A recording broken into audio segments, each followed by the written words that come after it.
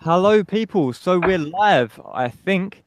I'm going to open the chat and see if any of you guys are coming in yet. Need to refresh.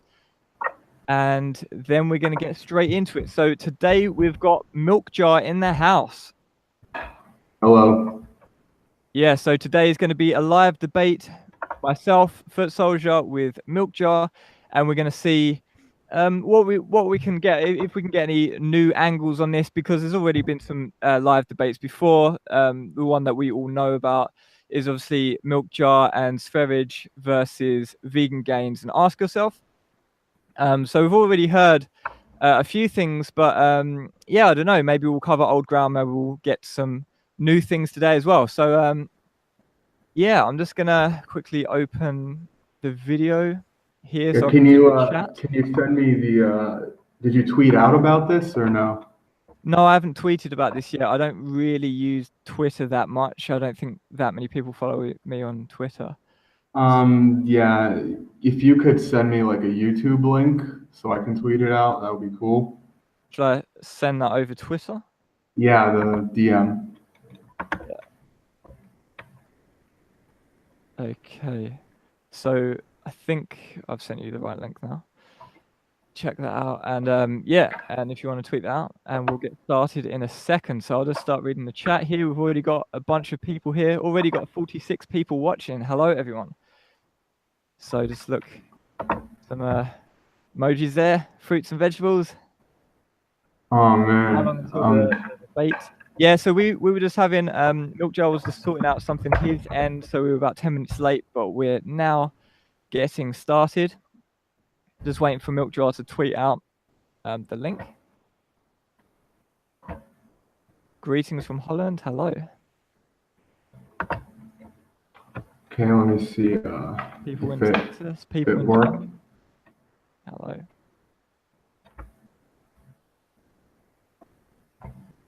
Yeah, it didn't work. Could you, because it's like it's a t.co link, so it doesn't like go through on Twitter for some reason. Unnecessary for the vast majority of people in modern civilization. Number two, when the overall balance of evidence is considered, an omnivorous diet is less healthy for humans in general than a plant-based one. Number three, veganism is ethically superior to killing and exploiting animals for food or other purposes. Number four, animal food production is worse for the environment than plant production. And number five is a bit of a bonus. It's not the core issue, but it's actually quite an important issue. So my fifth premise is that world hunger issues are made worse as a result of animal agriculture. So they're my five premises. So just to recap, number one, it's unnecessary.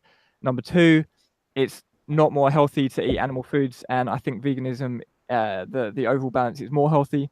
Number three, it's ethically better. Number four, the environment issues. And number five, world hunger issues. So where you're arguing against veganism, right? Is that correct? Yeah. So you're arguing for meat eating, or you're arguing for raw meat eating, or what are you arguing for more specifically, or just simply against Just veganism? that there's no proof that veganism is a viable diet for health, Okay. and that there is no proof of any of the other things you stated, such as that it's better than for the environment. I'd say it's worse, and I mean, basically everything you said, I'd say it's completely false. So you're basically taking all of my premises and my argumentation and just doing the flip side. So you're doing the polar opposite here, basically. Yeah. Cool. So that's an interesting thing. So we can just use my premises as a reference point. So we can just start it off. Let's just start it off, I guess, the most important one. And I don't know, this is sort of difficult because if we sort of get to a consensus on whether it's unnecessary or not, we sort of can't move on, because if it's unnecessary, it doesn't matter, because well, I mean, it's an absurd question whether it's necessary. I mean, it's not necessary to avoid radioactive waste in your water supply too. I mean, you can die, but like, I mean, what's necessary? It's not necessary for you to like live or Yeah, well, be that's healthy. interesting what you just said. Like being healthy isn't necessary. You can live unhealthily for a very long time. I mean, Yeah, well, you that's could the do thing. heroin for 50 years and it's not necessary to not do heroin because you could live for a long time on heroin too. So, I mean, Okay, the so a couple of proper question examples would there. be, Let's take the first example. So you said it's not necessary to care about radioactive waste, for example. It's actually interesting. We were talking about this in the DM. I think we're both on the same page that radioactive waste is not good for you, and it's a real shame, a real horrific thing that's been happening with the environment and the whole radioactive waste situation. that's the worst thing that's ever happened. Yeah, it's horrible. We both agree on that. So that's one thing we agree on. But whether it's necessary to avoid radioactive waste is an interesting thing because obviously it is necessary if you want to maintain a good level of health because there is substantial evidence to suggest that having higher doses of radioactive waste exposure, the radiation, causes cancer and it can cause birth defects. It Yeah. can cause So various I guess things. a better question would be if it's necessary to maintain a good level of health, not if it's necessary. Yeah, well, So then we can just roll into the health question. yeah, I Because mean, if it with the is health necessary, question, sorry. with the health question, I mean, I was under the impression that you weren't too into discussing the science today. We can discuss As whatever we want No, I today. mean, We we can can do whatever we definitely, want. yeah, we can definitely discuss the science. All I'm saying is that for everyone else I'm debating, I've been making it a rule that all studies that are discussed in the debate have to be submitted in full text form before the debate because it's useless to discuss studies that both parties aren't familiar with. Yeah, sure. That So was I quite a big guess, problem in the last debate. well, it's a problem in every debate Yeah. because it's just a stupid thing to do. But if we can, I mean, if there's some studies that we're both familiar with, we can discuss those. Yeah, let's do that then because so I know that you're familiar with the Aventis Health study. So Yeah. let's just dive straight into that because if we can say, if you can prove that eating meat is necessary from a point of view of health, then it goes back to the first point. So let's just skip that for a minute and just talk about the health. And let's see if you can convince me that eating meat is more healthier than not eating meat. And let's talk firstly about the Adventist Health study then. So for anyone who doesn't know, this was a large study which looked at Seventh-day Adventist, a large group of people. It was thousands of people. I don't know the exact number off the top of my head. I've got the study here somewhere. I'm not going to read all the way through it whilst we're talking, but I've heard that you think that this study actually demonstrates that vegans had the worst health. So how No, did you come to that they conclusion? had the worst health out of vegans, vegetarians, and pescatarians. All three of those groups did better than the anything goes people. Hmm. But out of so there were four groups: anything goes, pescatarians, vegetarians, and vegans.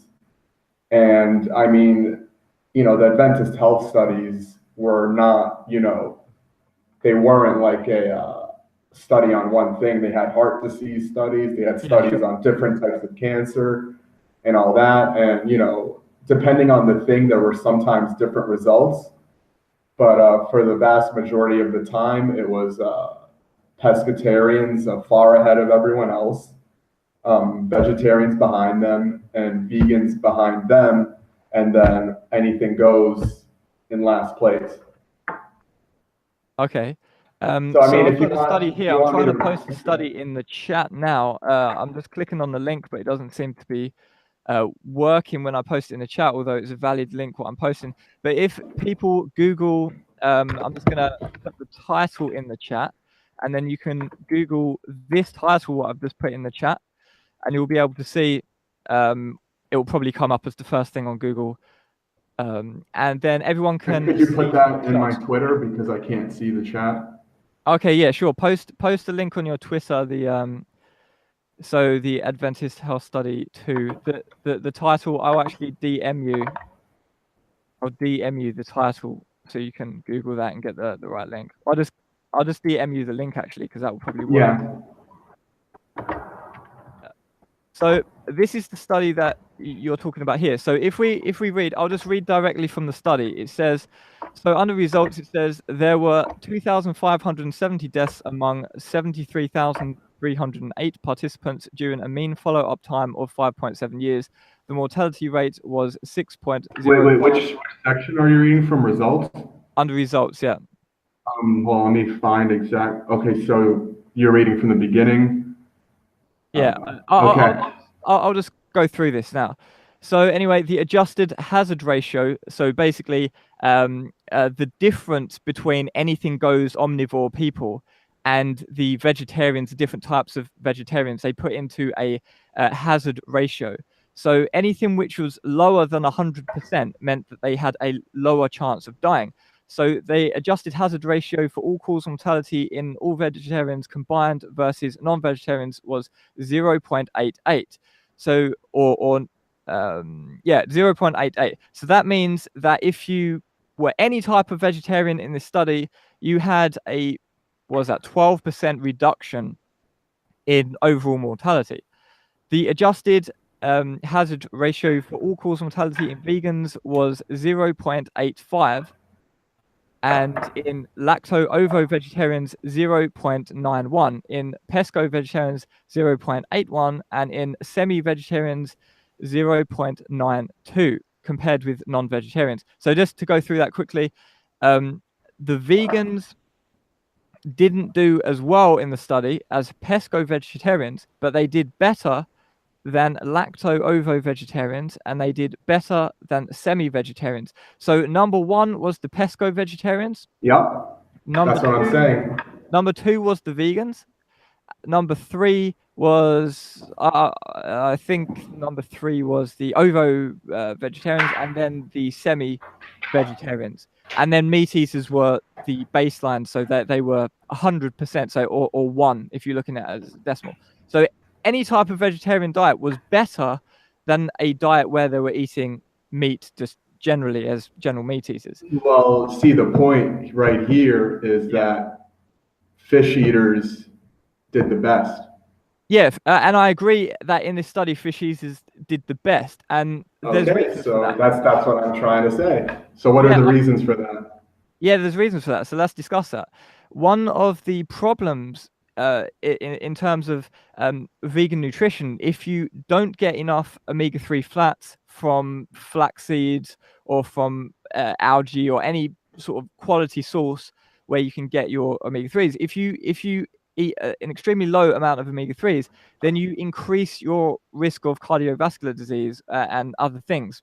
So there are a few nutrients on a vegan diet which you need to sort of not be super careful about, because it's super easy. It's not difficult or anything, but you just need to be aware that you need to have some ground flax seeds, or you need to eat some algae, or get some DHA, EPA oil, or whatever. There's lots of sources that are vegan which you can obtain these nutrients from, but you just need to be aware that you need to get enough omega-3s. So if you're eating a crappy plant-based diet which is devoid of omega-3s, you're going to increase your risk of premature death from a number of things.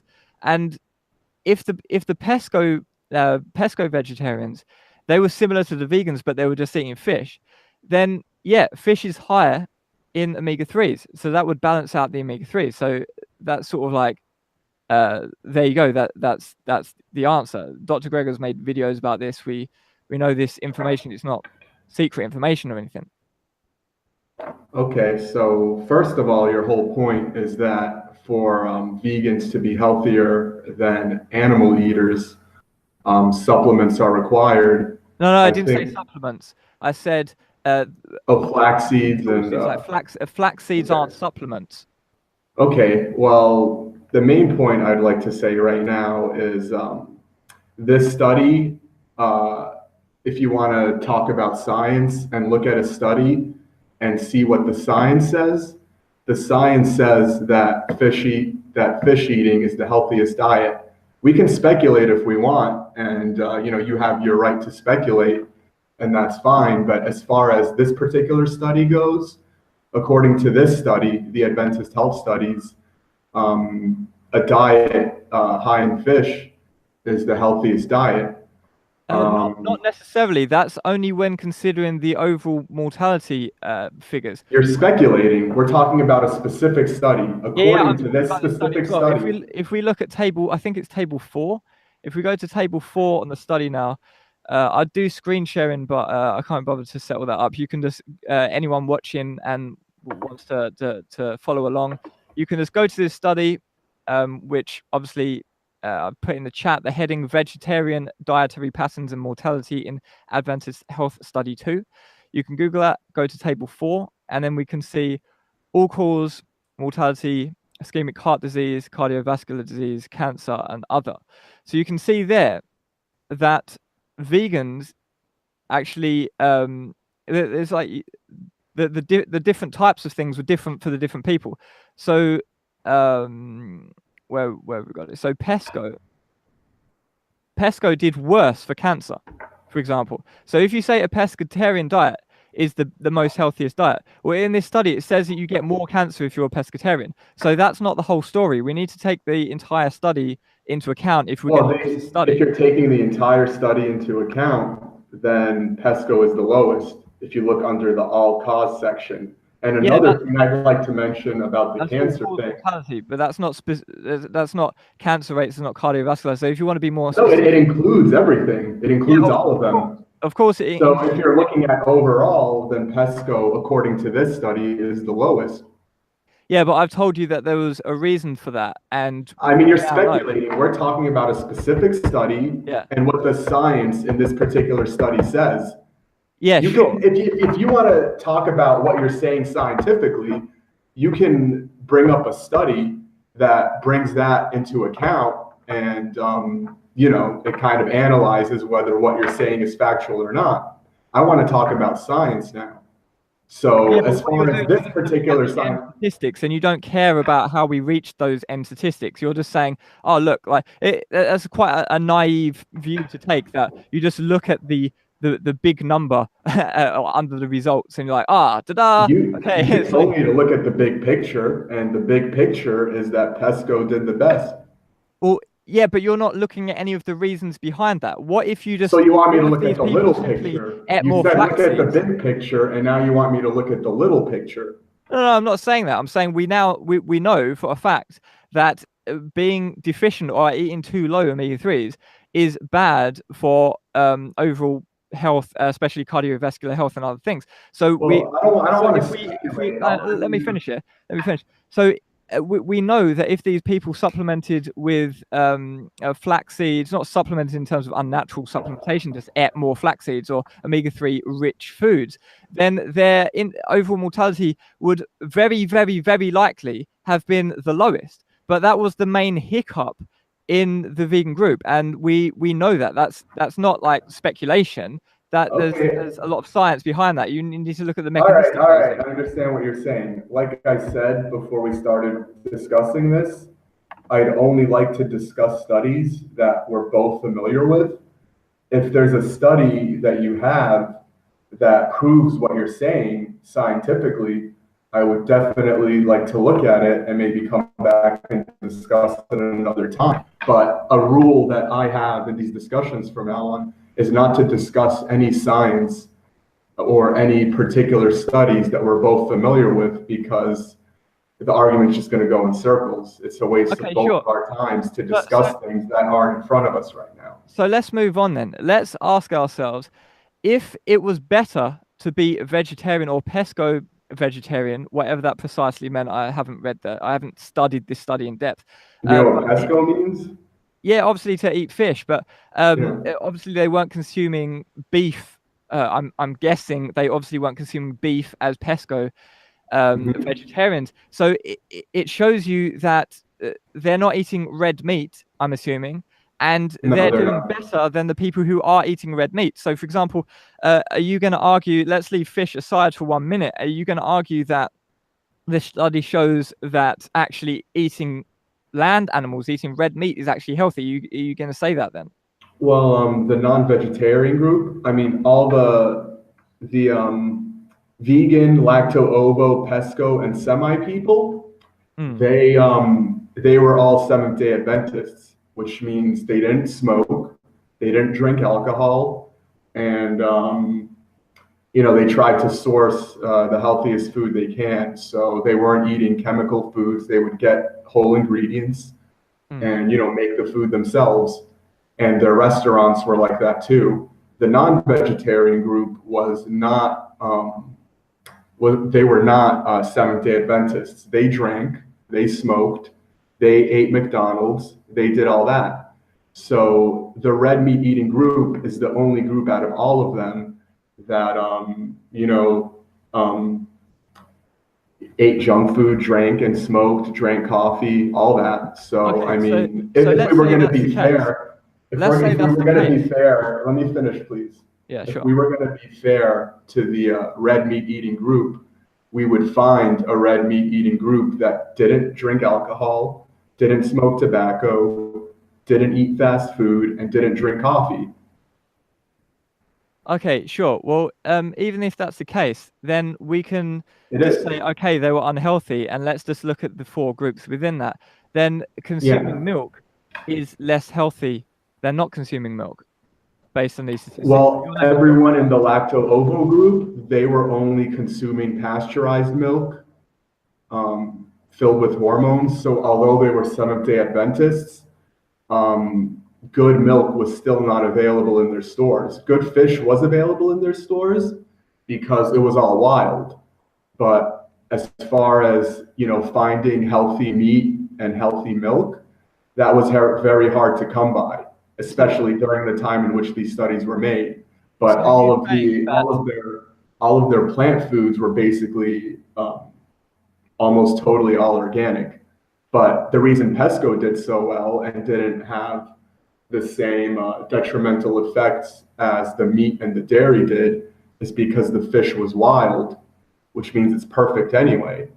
But the meat and dairy they were consuming in that town was industrial food.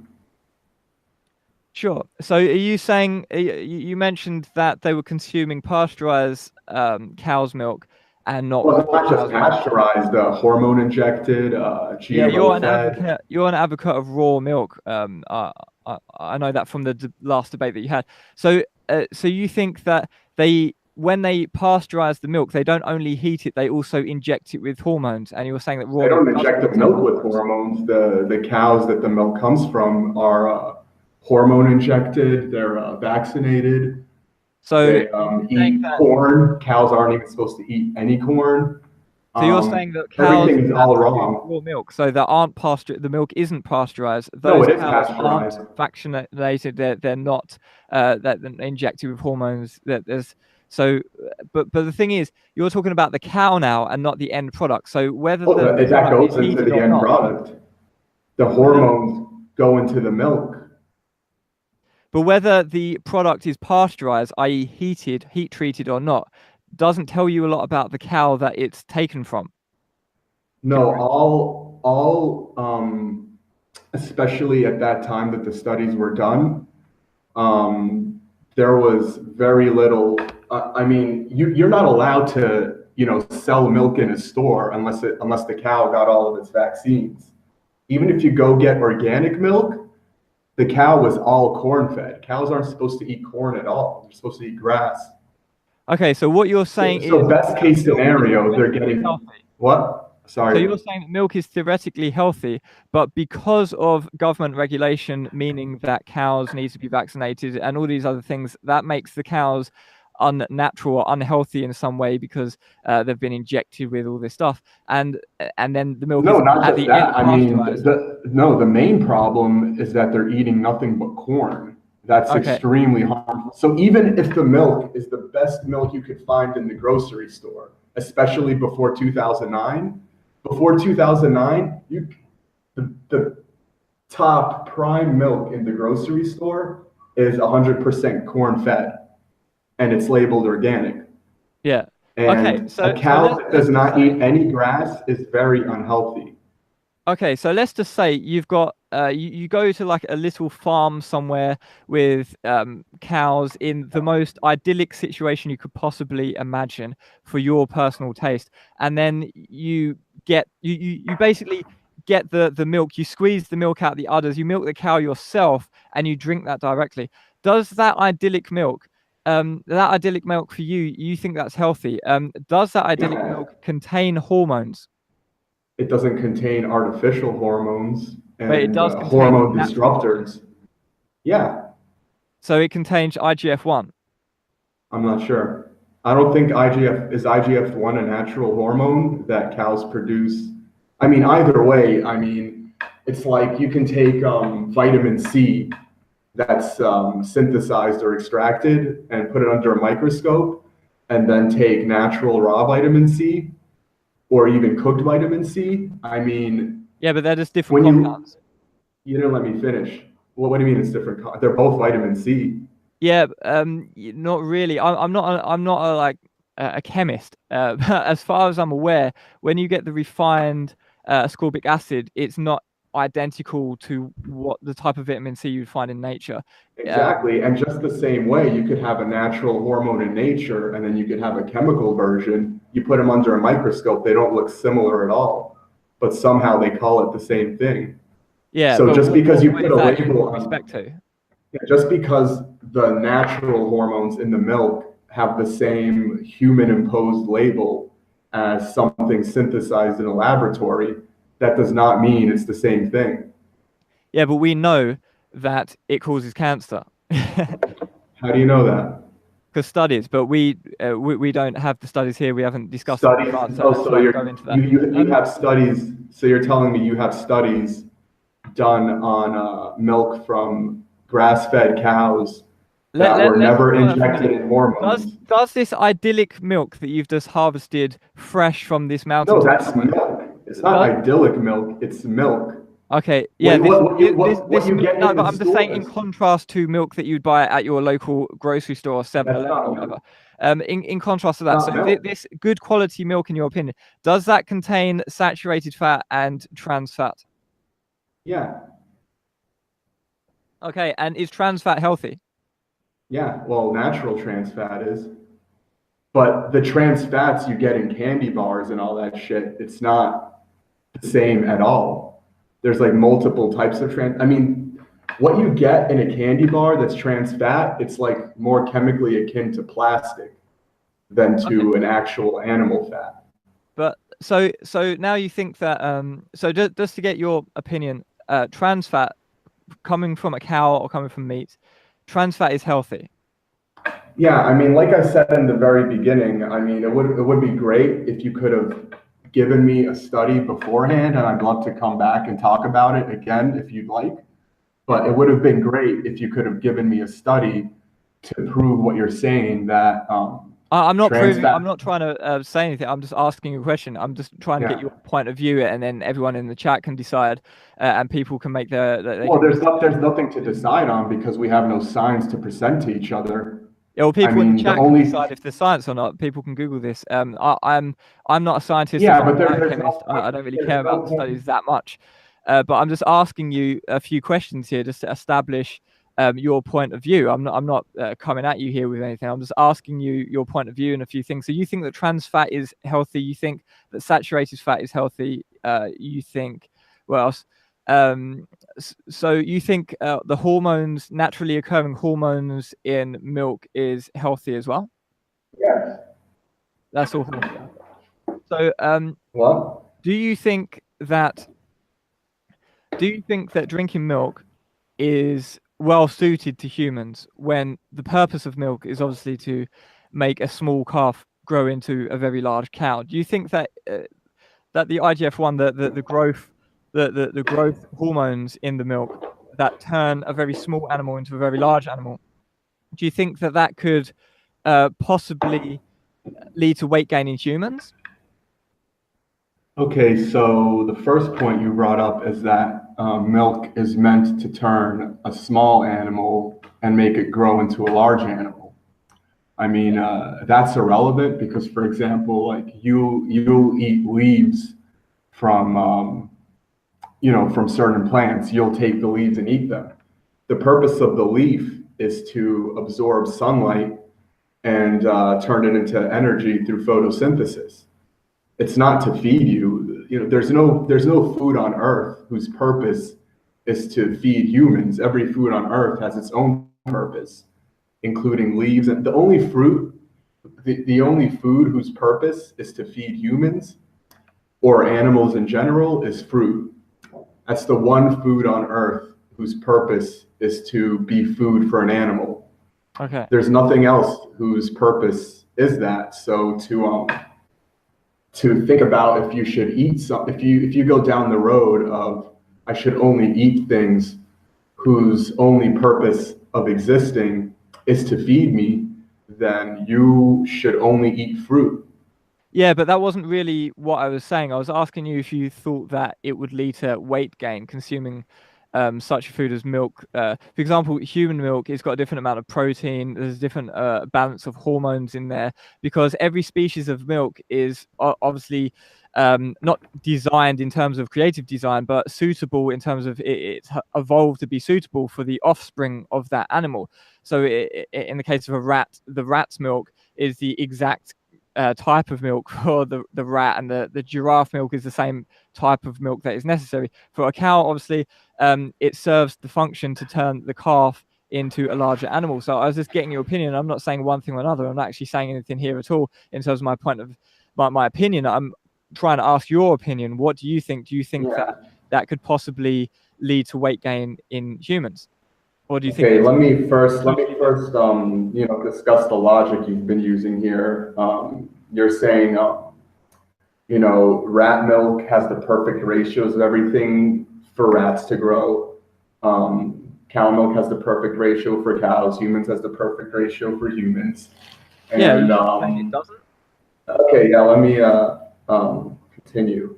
So your logic is that since, for example, cow milk has the perfect ratio of nutrients for humans, that means only humans should drink milk from a human because it has the perfect ratio.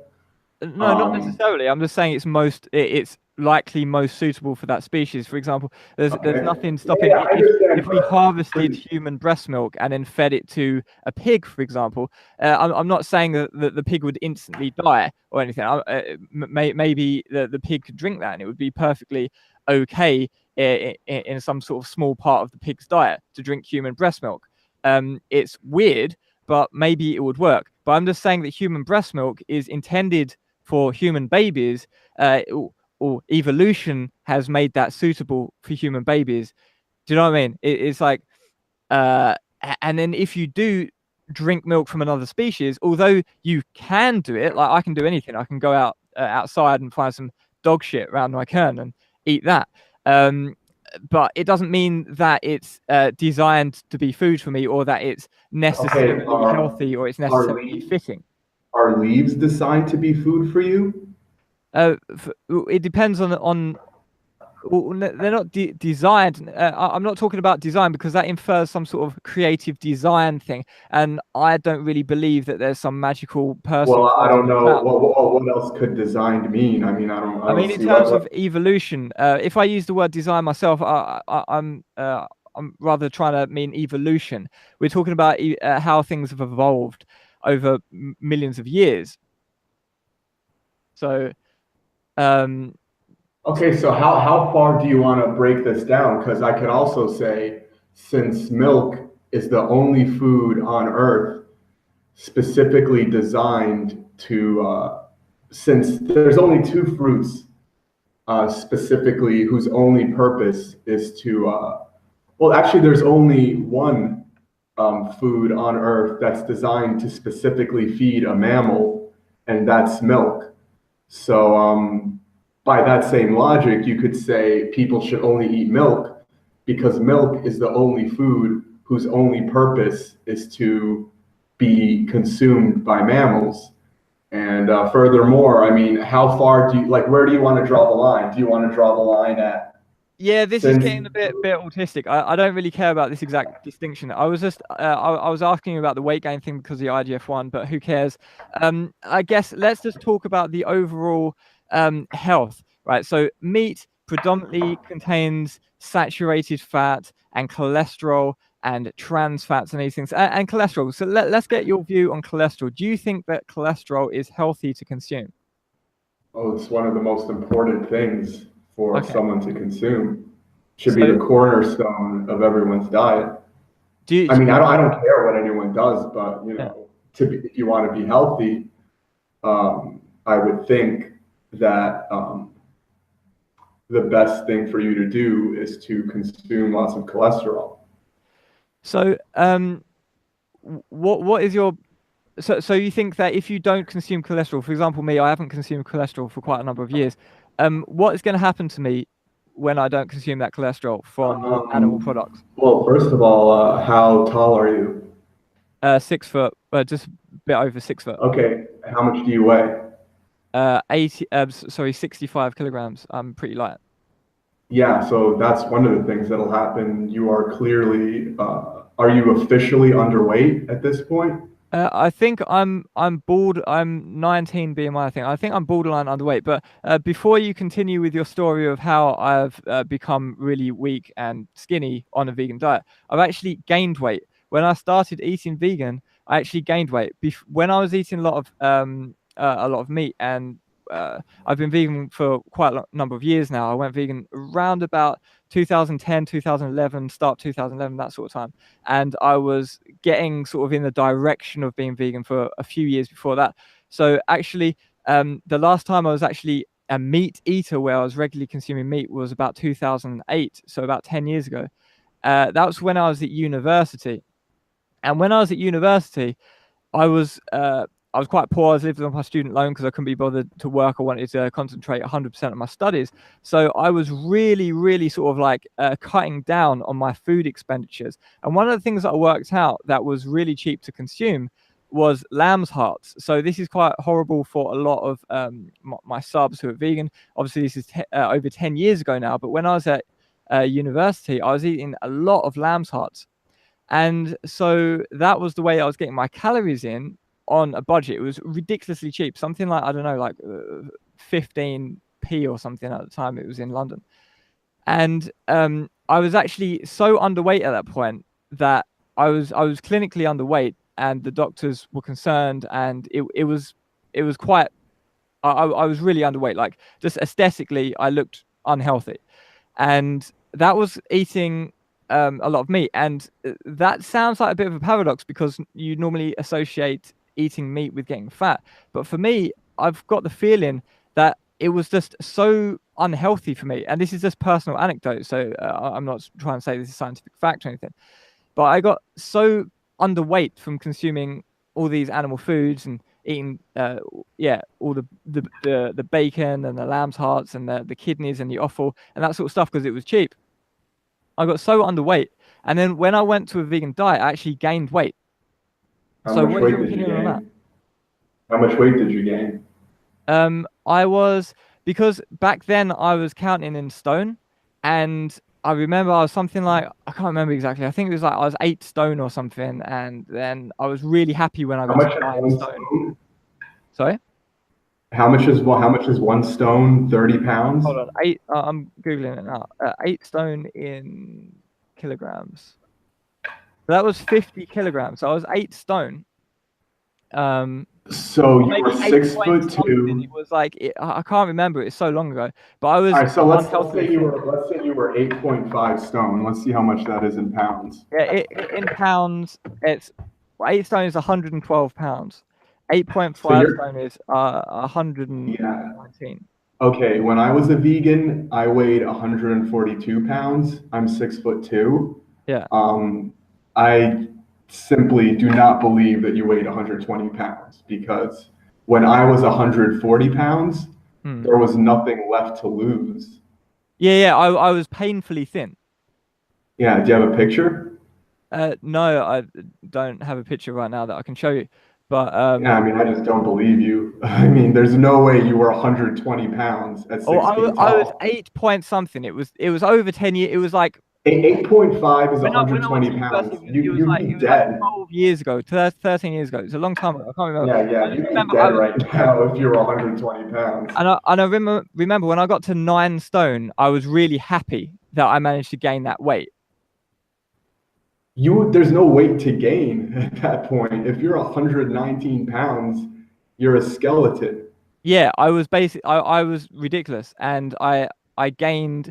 I can't remember exactly. It was too long ago, but I remember that I gained weight when I went vegan, and I was really happy that I managed to get my weight up at that point. Okay, so does So being let's not vegan look at the make you specifics. fat, My or memory's does it hazy. does it But make you you fat, or said does it that. make you skinny? Like, which one is it? No, I'm saying that I gained weight when I started eating vegan Yeah. to a healthy weight. So I can't, unfortunately, I can't remember. My memory's too hazy. I can't tell you the exact weight that I used to be. I might be off a bit, but I'm telling you, 100%, I gained weight. But you're saying that if I'm not eating cholesterol, then I would lose weight and become emaciated, which is where this whole conversation Well, is. no, you would either lose weight and become emaciated, or your body would start storing basically some real watery fat due to the insulin spikes. Okay. So either you can't digest anything and your body is unable to make cholesterol, and it's doesn't have the proper amount of nutrient stores to be able to properly create cholesterol from what you're putting into your body, and you become emaciated, or your body is able to still create fat, and due to the insulin spikes you're getting from all the carbohydrates, you will end up gaining fat. And some people, they can just seem normal until their nutrient stores run out. So It how takes long about it on takes average do about your five nutrient stores years run out? to run out of your nutrient stores, Yeah. like 7 years max. Okay. Most people, I mean, if you look at the statistics for vegans, it's like 80% stop being vegan after less than a year. So, I mean, for So most okay, so people, it let's look takes at me. about less than. So I gained weight from an extremely unhealthy weight. I gained weight to a sort of You're like not a normal borderline weight. decent weight. You're not a normal weight. Yeah, well, You're like I'm you're borderline on lower ill. weight. But I am also You are a marathon ill. runner and You're a cyclist. So what? I run marathons and I'm a cyclist, so I'm quite light because of that as well. Because I I do mean, sport. you're very unhealthy. Okay, well, that aside, how is it then that I gained that weight and then stayed at that weight I don't know. I don't and believe didn't you. run out I of don't nutrients? believe. I don't believe that you were 6 feet tall and 120 pounds. Yeah, as I say, So I can't remember the exact figure. Let's not talk about the exact figure. I think it was 8 point something stone. I can't remember it. As I say, it's over a decade ago. My memory's not that good. But that's not important. I What mean, is important is that it's I gained anecdotal weight, evidence. didn't run It's out of an. cholesterol, didn't die from malnutrition. And you said that the maximum amount of time that it takes for you to become nutrient deficient is 7 years. I've You been are vegan for nutrient longer than deficient. 7 years, haven't run out of nutrients. I have enough cholesterol. I'm like happy with my weight in terms of if you look How at can you be athletes, happy? You're underweight. if you look at athletes, I'm actually on a pretty decent weight. If you look at cyclists or runners, I'm actually Okay, give quite me the name of nicely a in a marathon cyclist. runner weight. Okay, who's a cyclist with the same BMI as you? Well, Let's take a look. I don't know, whoever. I don't really care, but Well, Chris Froome or whoever you you're want to look telling me up. that the professional cyclists have the same BMI as you. Let's see what Lance Armstrong. Yeah, Lance Let's see Armstrong what was his. Lance Armstrong was a big guy. But let's not talk Okay, about I don't know. cyclists. So tell me a cyclist that has the Dude, same we're getting off BMI as topic you. here. We're getting off topic. No, You that's just the said, topic. dude, You just stop. You just said that I would run out of nutrients after 7 years maximum. The you maximum did. amount of time is You 7 years, and I'd run out of nutrients and die. I no, you haven't run wouldn't out of die. nutrients yet. No, you wouldn't die. You would become ill. Okay, so how is it that my sports performance has improved? How is it that I couldn't run around the block when I was eating meat because I was so unhealthy and I'd get out of breath and I had incredibly bad digestion issues and I wasn't absorbing food properly because it was so unhealthy, my diet. And now on a vegan diet, after a decade, I am the healthiest I've ever been. I'm the fastest I've ever been on the bike and running. And my health is just so much better now. How is that when I should have died or run out of nutrients and been really unhealthy after 7 years? How is that? And how can you explain that? How can you explain you're clinically underweight right now. How do you explain people who are vegan from birth? They can't run out of nutrients if they never had the nutrients in the first place, if they never ate any meat in the first place. So how do you explain they drank their mother's milk, first of all. Okay, so and second of all, to run out of nutrients, and they don't run out of nutrients when they're 30 years old or 50 years old or 70 years old. Please calm down, sir. There's no studies on vegans from birth, and I don't know any vegans from birth, so I can't really discuss the issue of vegans from birth.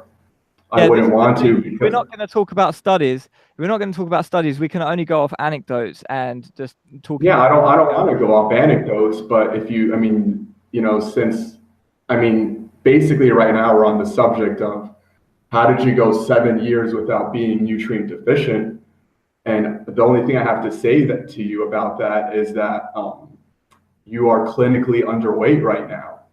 So no, I'm not clinically underweight. I'm clinically okay. I'm clinically on the borderline. If we want to talk about me, I'm a bit of a strange case because I came from a background of being incredibly thin, and now I've got to a weight which is acceptable, and I'm happy with my weight. Why are there no examples of primitive people who are anywhere near the borderline of being underweight? Well, what do you mean? You just citation needed? No, the citation would be, I mean, can you show me like a person who is clinically underweight that is on a meat-based diet? They don't exist. Wait a minute, I'm not paying attention. I'm on BMI calculator. Want to calculate my BMI just quickly. Yeah, so my BMI is between my BMI is normal weight according to this online calculator. What's your BMI? My BMI is between, it just says that it's between 18.5 and 24.9 normal. Yeah, weight. that's 18.5. And no, so what's your BMI? My BMI is 18.5. It just says that I'm between. I think it's a shit calculator. I'll go on another one. Anyway, it says that I'm in a normal weight. Who cares? All right. So how many centimeters is 6 feet? You can work that out later, dude. This is boring. Okay, Let's continue. I want to know what your BMI is. Okay. Yeah. 182 centimeters. 183 centimeters, I think, or 180, 183, 184. It depends if I really try and stand up tall. Who cares? 183. Yeah, you're about 19.6. That's very dangerous. What, when it's in the normal range? So I mean, the normal range, yeah, it's dangerous. You're like a few pounds away from Yeah, I know. I'm sort of on the limit. I'm on the limit, but I'm in the healthy range. Weight doesn't mean healthy. Underweight. It's a range it's a range for a reason. I'm in the normal range. Once you tip into underweight, I don't tip into underweight. A very serious problem. Dude, I don't tip into underweight because I've maintained the same weight the entire time I've been vegan, pretty much. Okay. I've never got this randomly lighter, and my weight has stayed pretty constant over the whole time I've been vegan. The only time that I was underweight, I've never been overweight, but the only time I've been underweight was when I was eating meat. Because malabsorption is what I believe it was malabsorption. Because yeah, I mean, you're right. I mean, anecdotal evidence. Yeah, it's anecdotal evidence. Let's not talk about that. Let's move on to something else. And the thing is, I don't know what studies you know. You don't know what studies I know. Well, we can pick. I mean, do you know the American Institute of Dietetics and Nutrition? Dude, I'm not an expert on the studies. I sometimes Google studies or whatever. I'm not what about Caldwell Esselstyn? Let's just. I want to keep it common sense. It's hard to do it's hard to keep it common sense when we're talking about health, because we really need studies to back up what we say, because otherwise it's just an anecdote. And that's the Okay, thing. so But I have an idea of what we could talk about now. Do you think that a vegan diet is the natural human diet? no, I'm going to address that in a minute. But firstly, can we talk about let's carry on what we were talking about a second ago with cholesterol, because that is an interesting topic. I just really want to cover cholesterol before we move on, and I don't really think we need scientific studies to do that. I think we can just use common sense. No, we do. No, we can't use common sense. I'd love to come back and have studies in hand because, and present to you the studies I'd like to talk about, so we could talk about them in a, scientific way and, kind of discuss what's wrong with the studies that supposedly prove cholesterol is bad for you. I'd love to talk about that, but if, you're not familiar with the studies I'd like to discuss. But we don't need studies. We can use common sense for a minute. No. I'd like to use science when So you talking don't about want to use these common things. sense? No, I don't. I want to use science. I don't want to go back and forth on so-called common sense. Science is how these things should be discussed. Okay, well, I was just going to ask you about people who have been vegan for a very long time, because that's the thing. There's lots of people who've been vegan for a very long time, and your claim would be that after 7 years they would run out of nutrients or run out of cholesterol. What is it exactly that they would run out of? Cholesterol? Cholesterol, B12, vitamin A. What about the people who don't run out of cholesterol? What do you mean? The people don't. I mean, like, this is why I don't want to do this right now, because I want to. But there's no studies that I'm aware of that look at people who have been vegan for like a very long amount of time. I'd like to show them to you. Cholesterol. Yeah, I mean, I'd love to show them to you, and I'd love to come back and discuss them. That would be You're great. saying there are studies that show that? Yes, there are. Okay. What about people who have that genetic defect that can't produce that much cholesterol, and they need to eat cholesterol? Yeah, but when their cholesterol scores are very low. I don't know what you're talking about. I'd love for you to send me that study. Okay, I'd love to read it. If we're not going to do studies, it's a bit awkward. It's a bit awkward, to be honest, because no, I mean, I'd love to come back and do studies with you. That would be great. Yeah, let's do studies at another time, or not at all, because I'm not really the study guy anyway. You can do studies with Vegan Gains. He's better at studies than me. Challenged my twin brother to a debate again, and doesn't seem like he wants to do it anymore. So I don't know. Yeah, there's other people. I mean, I'll be doing one with a conscientious omnivore next week, and he's very into the studies. So I guess I could save it for then. Yeah, sure. As I say, I'm not the best at studies. Let's move on. But I don't really feel like we've reached a consensus on anything now. I think it's just we're not going to reach a consensus. I mean, the point of this isn't to reach a consensus. Yeah, sure. But I'm just saying there, we're moving on, but not because we've reached any sort of consensus. We've talked about it for a bit. It was interesting to hear that you thought that cholesterol was healthy, that saturated fat was healthy, that trans fats were healthy, and hormones were healthy, IGF-1 was healthy. And all that sort of stuff. That it was interesting to hear your point of view on that, and I'm glad that we discussed that. To be clear, let's move on, because we're not going to reach any consensus without studies. And I just want to be clear before we moved on. I think the natural versions of those are healthy. The natural, yeah. Let's move on to that. That's a good place. Well done. That's a good place to move on to. Natural. So you asked me if the vegan diet was natural. And yeah, can you please give me 1 second? I'm getting very hot. I'm going to open the window. Yeah, sure, man.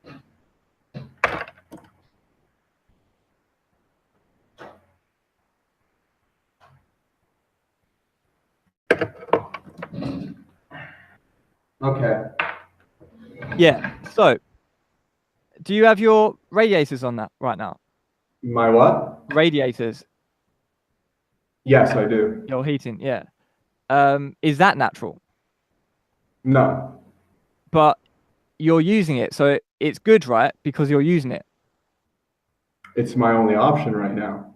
Yeah. So, but if you would do only the natural thing, then you would just freeze your ass off right now. You would open your window. Well, my ancestors did only the natural thing for a very long time, and obviously none of them froze to death before they were able to reproduce. Yeah, sure. But is it just by saying something's natural, does that necessarily tell us that that thing is good just because it's natural? Well, if something's good or bad, that's an opinion. There's no objective good or bad. Okay, well, let me ask you some different question then. Do you agree that anthrax is natural? I don't know enough about anthrax to say anything about that. Well, natural spores which cause illness. I really don't know if anthrax is natural or not. So you're saying that it could be an Illuminati conspiracy theory? I don't know anything about anthrax. Okay. Do you think that naturally occurring radiation, radioactive ores and naturally occurring uranium and stuff like that, do you think that that is healthy? Well, if you're in nature, I mean, the only way you could come in contact with those radioactive ores is by mining them. Yeah, if You you know, lived you in a got to cave go and there into was the like earth. some radioactive shit, would you consider that There's healthy? there's no radioactive shit. Like you got to dig deep to mine radioactive ores. Okay, You're not just gonna go in a cave and like, you know, touch some radioactive ores. You got to like mine for it. I'm pretty sure that there's some places on this world that have radioactive substances without going really deep into the ground. But anyway, let's move on to a different one then. Let's say, yeah, like viruses. Do you think that viruses are healthy? Like smallpox, for example. Do you think that smallpox is healthy? No one in their natural habitats ever got smallpox. So where did it come from? Poison. I mean, it's like industrial pollution, poison. I mean, like for example, what? This was a long time ago. Yeah, I mean, the people in smallpox that got smallpox, you know, these were like, I mean, it started off in like feudal times. If you were living in like a feudal city as a serf, I mean, you're in a very toxic environment. I mean, first of all, I mean, a big problem is the metalworking.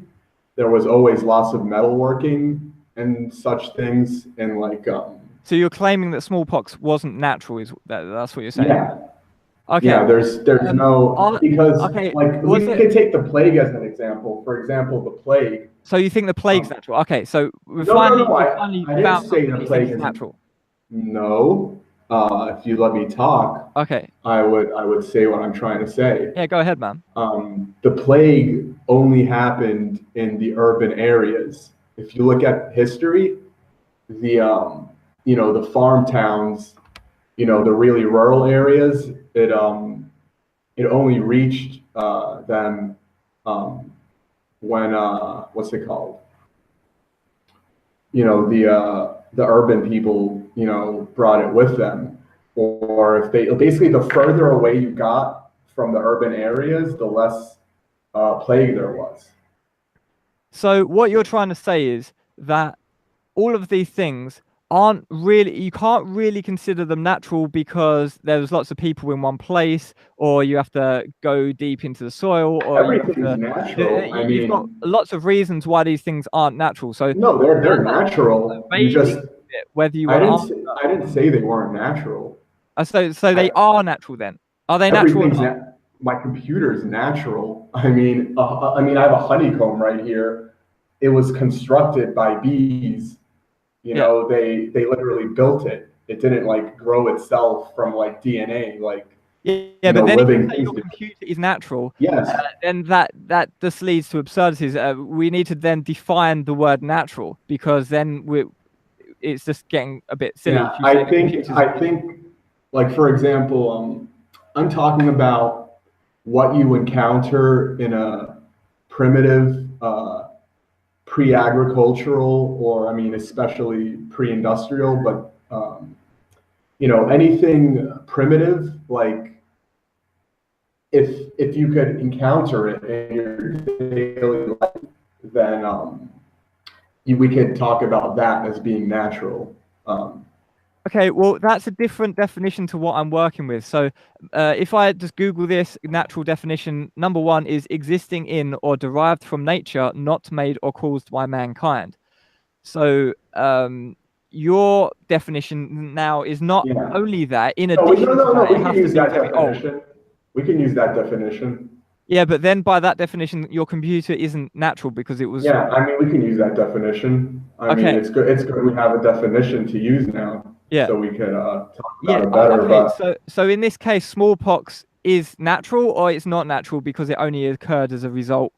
You claim that it only occurred as a result of a population of people being in one place, and yeah, yeah. There's no evidence of smallpox having ever existed outside of you know, non-primitive an society. Illuminati conspiracy theory. Why is it Illuminati? It's caused like by. boogeyman. No, it's industrial society. It's the poisons that humans create. It's the toxic food that we create for ourselves. Okay, cool. So let's just think about viruses in general. Let's just think of a virus that was around a shitload of years ago, and it wasn't as a result of any other bullshit, which is going to allow you to say, yeah, but no, but. Let's think of this virus. Is that virus good? No one has ever documented like a virus from primitive people that were not in contact with civilization in some way. Okay, so for example, I'm seeing what you're doing. Okay, so basically what you're trying to do is say everything that I can possibly think of, which I'm trying to say is natural and potentially bad. You're saying, oh no, but that exists because of this and that, and it's not really natural. It doesn't come from nature. So basically what you're trying to say is nature doesn't contain anything which is bad or unhealthy. Is that what you're trying to say now? No, just the viruses. Okay, so let's move on to something else then. Let's move on to, for example, deadly nightshade. Is deadly nightshade healthy? It is for the animals that can eat it. Is it healthy for humans? No. Okay, so we've got one thing which you've agreed that isn't. It is natural, but it's not healthy. That's good. Yeah, but humans shouldn't. It's not natural for humans to eat deadly nightshade. Why not? It's a fruit. It grows. It said that fruit is natural. Well, because they know not to eat it. I mean, primitive humans know every poisonous plant in their environment. Yeah. So you're saying that some things are natural and edible from other species might not be so good for humankind. Is that what you're saying? Yeah, like grass. We shouldn't be eating grass. Or meat. No, meat. There's never been evidence of a single, for example, archaeological dig that found human remains that were not surrounded by animal bones that showed signs of butchery using man-made tools. So there's absolutely no evidence of a human outside of civilization that didn't eat meat. So let's say for a minute that was 100% true, and there was indeed never a civilization that... No. What? That's the opposite. I said there was never a human outside of civilization that didn't eat meat. So you're saying that all humans always ate meat in the history of mankind, is what you're saying? Outside of civilization, yes. Outside of according to the archaeological evidence. So you mean like some sort of like wanderers that weren't based in some sort of gathering of people? No, it could have been a gathering of people, just not civilizations. Okay, so just pre. I don't know how big the gatherings were. I'm just saying before, if you take any human remains that came from a time period before the dawn of civilization, any remains from that time period have always been surrounded by the remains of animal bones that showed signs of butchery using human-made tools, and Okay, that cool. there has So let's say that's true. That was always the case. So our ancestors ate meat. Some of our ancestors ate meat because no, we know all that. of them. There's no evidence of an ancestor outside of civilization that did So not eat what are you meat. referring to now? Are you referring to humankind, or are you referring to all of our genetic lineage? I'm referring to humans. Only humankind. Okay, so let's just say that that's correct. Okay, so all humans in they always ate meat, pretty much outside of civilization. You're saying? Not pretty much. I'm saying there's no evidence of a Yeah. Okay. human So let's just outside of say that's true. Let's say civilization. that the fact that there's no evidence means, let's just assume, just theoretically, that it means that it's true. Does that necessarily mean that in 2018, here in Europe, it's the best thing to do to eat meat? Does that necessarily Mm, mean that is correct? no, it doesn't. That's what scientific discussions are Yeah. for, So why to is that important determine then? Why is that an important point if it's not relevant? relevant to what. I mean, the question was if it's natural for humans to eat meat. Yeah, and I'm asking you, I haven't said that natural is necessarily good. So I'm going to come out and say that a vegan lifestyle isn't 100% natural because in nature, we weren't going around thinking how we can reduce our exploitation to animals. Like we didn't care when it was in a survival situation. So it's not really necessarily 100% natural to live an ethical as an ethical vegan. But whether it's natural or not, it doesn't really have any bearing on anything. If we're sitting here with our radiators on, sitting here and it's freezing cold outside, we're sitting in here in our houses, we've got clothes, we've got computers, we're streaming over the internet. Just because something's natural, it doesn't necessarily mean it's good or we have to do it or it's the best thing to do. Yeah, the problem with doing things that aren't natural is that they always have consequences. So, for example, the computer I'm on right now, it's being powered by nuclear energy. And right now, about 100 miles away from me in Chernobyl, there's mutants running around because of that. And almost everyone around me right now has sort of thyroid problem. So Yeah, sure. just And using a computer, for I example, agree. has That is serious pretty bad. consequences. Yeah, I agree. That's pretty bad. And for example, driving is also something which isn't 100% natural. But people get killed by It has cars all the consequences. time. But we've decided that the benefits of travel outweigh the amount of casualties. That's I didn't decide that. you didn't decide that, but the And I'm not majority of talking people about who the drive decide that. casualties. I'm not concerned with the casualties. I'm concerned with the impact on the environment. I'm concerned with that as well. But yeah, everything, as you say, many things that are unnatural have consequences, but many things No, that are natural have consequences. You can't just say that every, everything that is man-made is necessarily bad. For no, example, a see the bicycle. difference. We're in a different, we're thinking about different things. You're thinking about what's bad for individual humans, and I'm thinking about what's good or bad for the planet. And what I'm saying, and the planet for me is an extension of myself. And I mean, if I die or someone I know dies, that's bad, but so what? But if we destroy the earth, that's the ultimate Yeah, crime. yeah, sure, I And agree, man. I let me 100% finish, agree. please. But Please let me let's look finish. at Let something me. like a bicycle. A All right, I will bicycle. finish. That's Yeah, but fine. you're talking a lot, man. Like I can't really get a word in. So let's think about a Oh, bicycle. sure. A bicycle is a man-made invention. Do you think that is negative? Do you think Yes, it's better to drive in a car or better to ride a bike? it's all negative because It's all both of negative. those things, first of all, depend on nuclear energy to be produced because that's what the factories are running on. It depends on oil that we dig up from the ground, and in the process of doing that, we poison Yeah, the sure. earth with the So chemicals. there's a lot of negative consequences from modern civilization. Everything So modern has negative yeah. consequences on the So planet. why don't you go and live in the woods then, if you're concerned with that? It's not legal to live in the woods. Or if you go to You some have to other buy country where it property. is legal. Which country? I haven't specifically looked into the legality of living in the woods because I've never wanted to do it myself.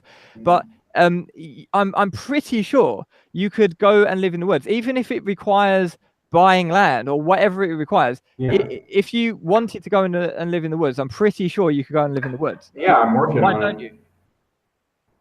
I want money to buy land and to be able to bring people with me, because living on your own is not natural. In nature, the ultimate punishment, they didn't have the death penalty, they didn't have prisons.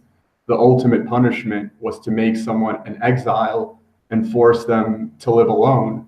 Okay. So I'd like Let's to say hypothetically you could bring a few friends and or even a lot of friends and live on the land in the forest somewhere. Would you do that? Would you? yeah, that's what I'm dedicated to making happen for myself right now. Really? So that's your main goal, is Yeah. to move in and live in a mud hut somewhere. I don't want to live in a mud hut. So, but would you, for example, take your laptop with you?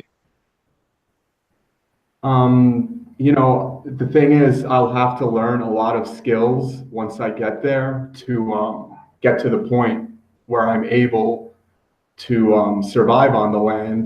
Do you have I'll to do a have bit of to, Googling in the meantime until yeah, you yeah, are SAS survival thing? there's a lot of work for me to do, because primitive people, they, spend their entire lives learning an Yeah, extensive sure. set of skills. So Okay, there's so a lot of work I need after to you do to figured get to out to that be point. an SAS survival person and you're living in the woods successfully and you know which things you can eat, which I don't know, in your case, killing animals or how to make tools. Once you know all that, do you intend to chuck your laptop in the bin and live off the grid, have no electricity? Uh, Yeah, that's yeah, your that's my dream. that's your dream. Yeah. Okay, interesting. So everything that you do in the meantime is basically in preparation to achieving that goal of living in the forest with a loincloth and running around with a stick. No, I don't want to have a loincloth.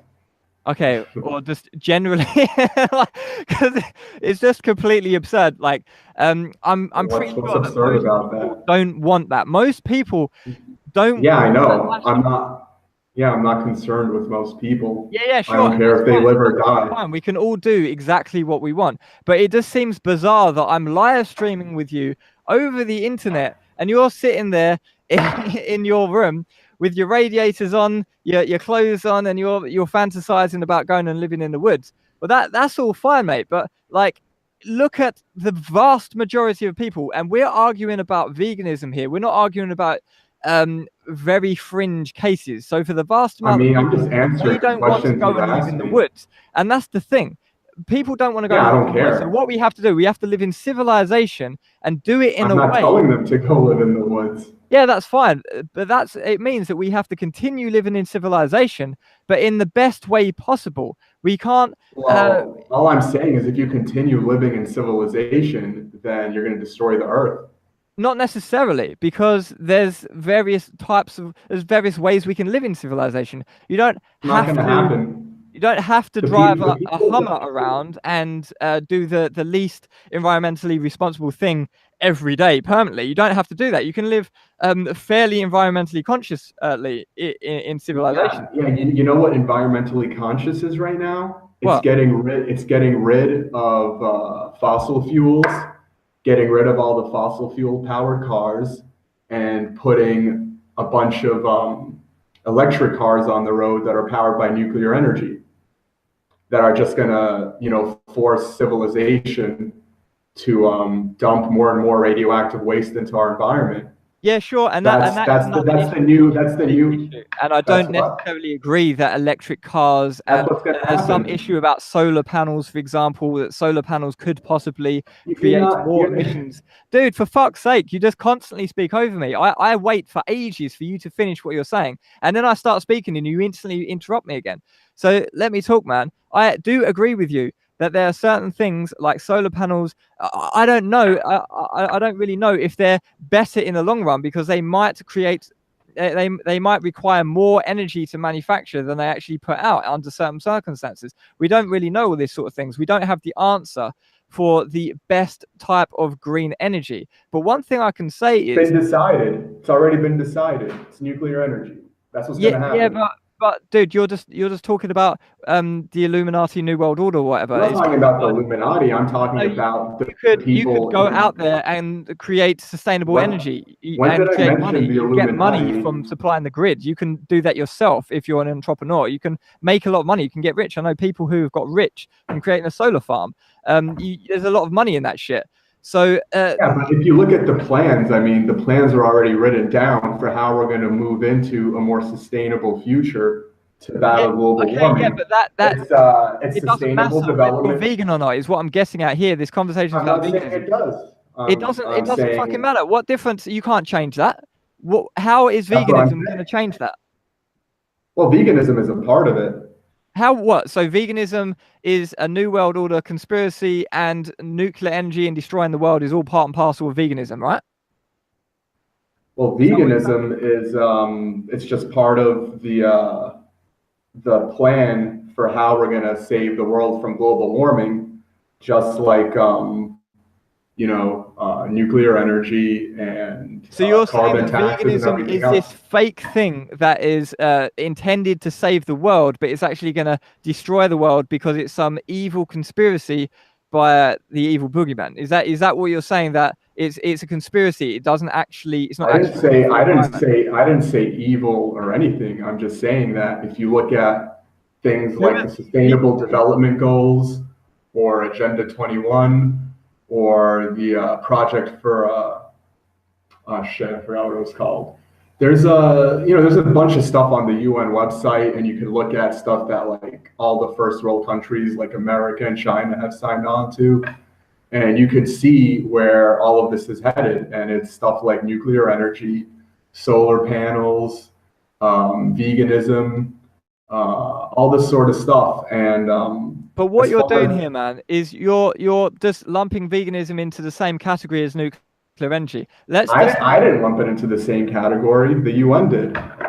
Okay, well, I'm not talking about that right now. I'm talking about, right, so let's look at the environment. So we've segued into the environment now. So let's talk about that. So you think that nuclear energy is bad. I agree that nuclear waste is a massive issue, and the disposal of nuclear waste is an issue, and potential hazards of meltdowns. Obviously, it's a big issue. We agree on these things. I think that coal is bad for the environment. We agree on these things. But what we don't seem to agree on is veganism being a solution or step in the right direction from an environmental point of view. So what is it exactly that you don't understand about the fact that veganism is less resource intensive? Or do you think that veganism is not less resource intensive? Sorry, I didn't hear.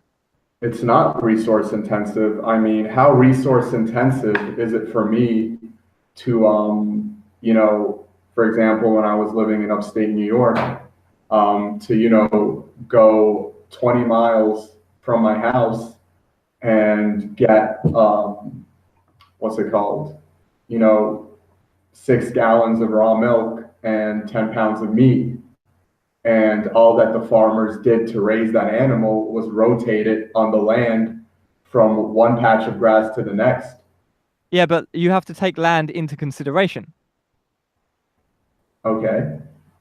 So resource intensiveness means the amount of land, the amount of water use, the amount of animal feed that you have to feed the animals. So even taking animal feed into account. The animals I eat don't eat feed. They eat grass. You mean grass fed? Okay. Yeah.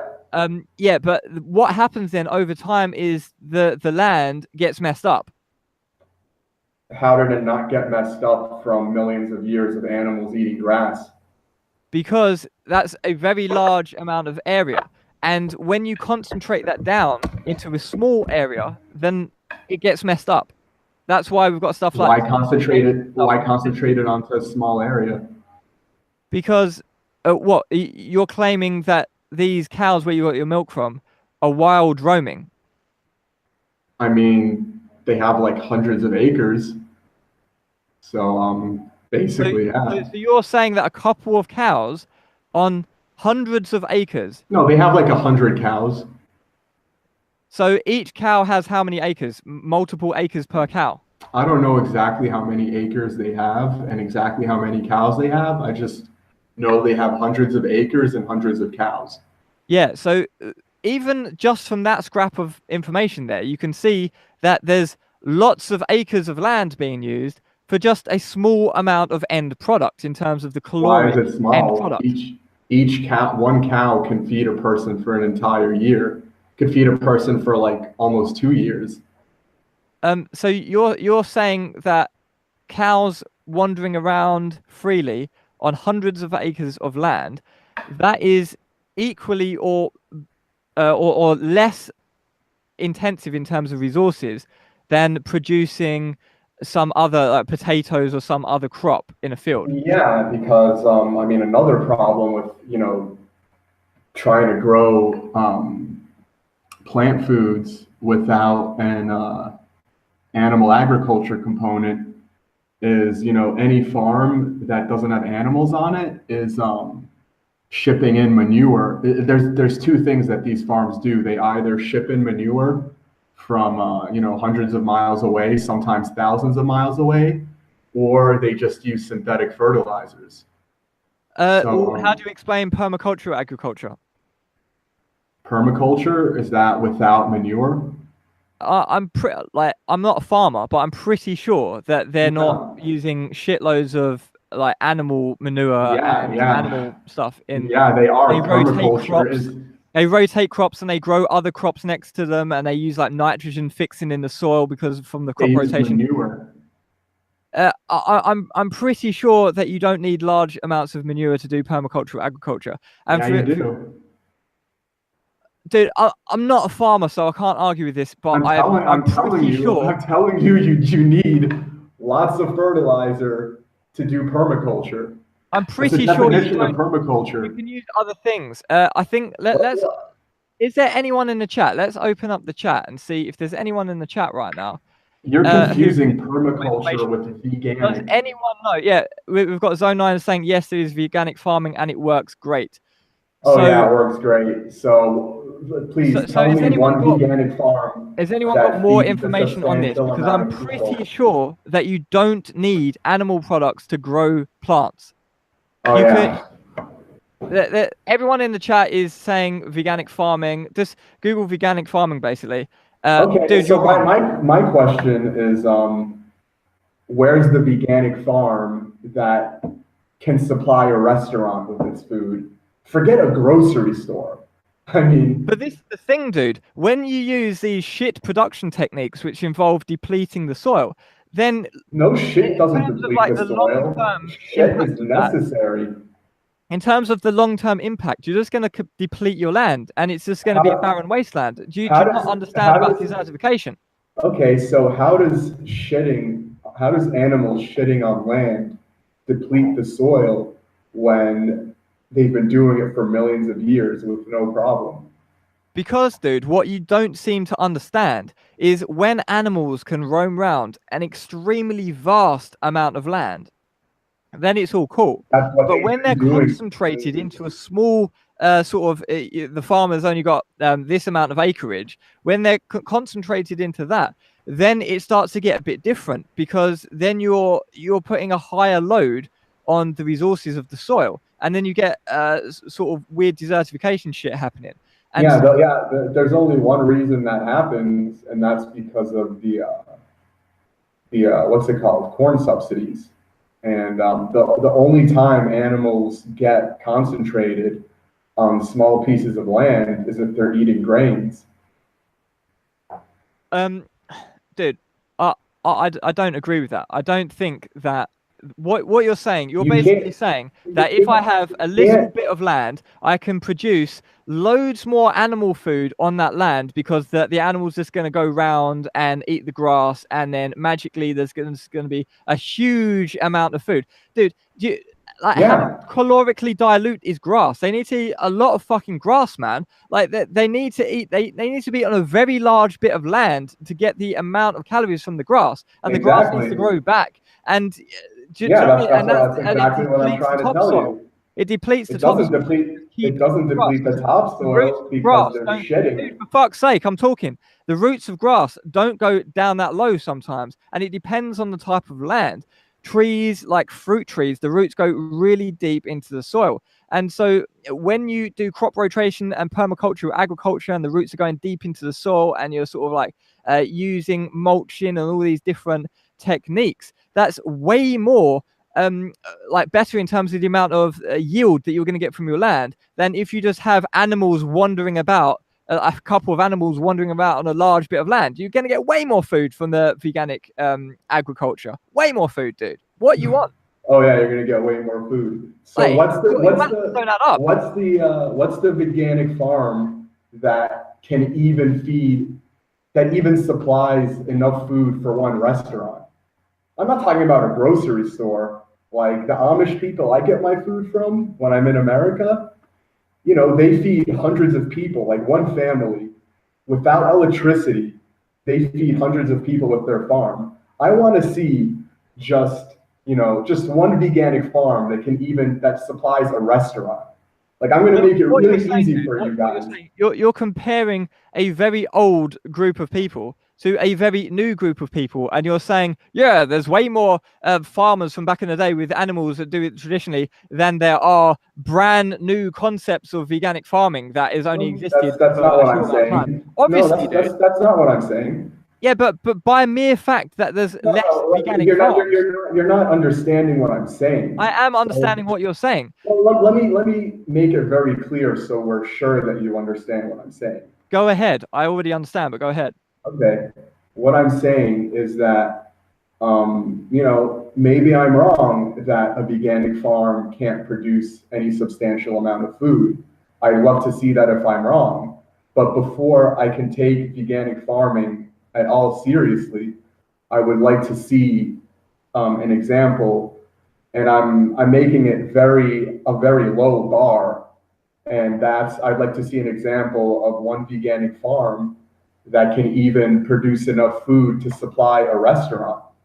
I want to see an example of a veganic farm that's, Yeah, you sure. I'm know, been sure there able are to feed. examples. No, If I'd you love have to any see it. examples, post it in the chat. But as I'm saying, veganic farming is obviously going to be a bit of a newer concept. So you can't just expect there to be an equal amount. So it's just I'm like not saying, expecting it's the anything. I'm same just, thing of saying, oh, well, there's loads of footballers who eat meat, and there's only a couple of vegan footballers. Therefore, eating meat is necessary for football. No, there's just less vegans in terms of no, the demographic. I'm just saying if we're going to be rational, we need to have an example of a veganic farm producing a substantial amount of food before we can start taking it seriously.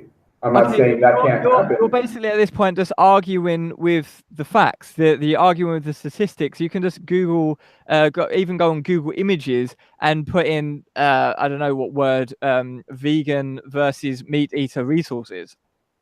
Meat eater.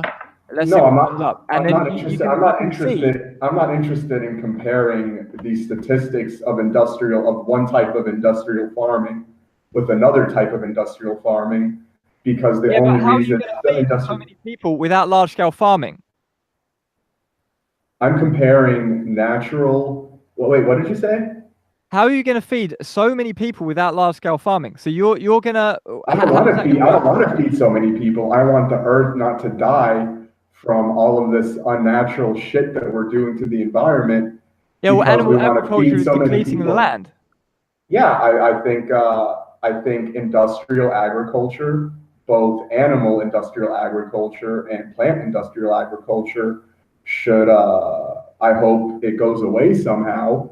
And if a bunch of people die because of that, I'll be happy. So you're basically now arguing for population reduction. No, because I'm not saying that. That doesn't necessarily mean, the only reason the population would be reduced because of something like that happening is because so many people are dependent on the system for their survival. I'm not saying that necessarily means that a natural system can support less people. Maybe a natural system can support more people. I don't know.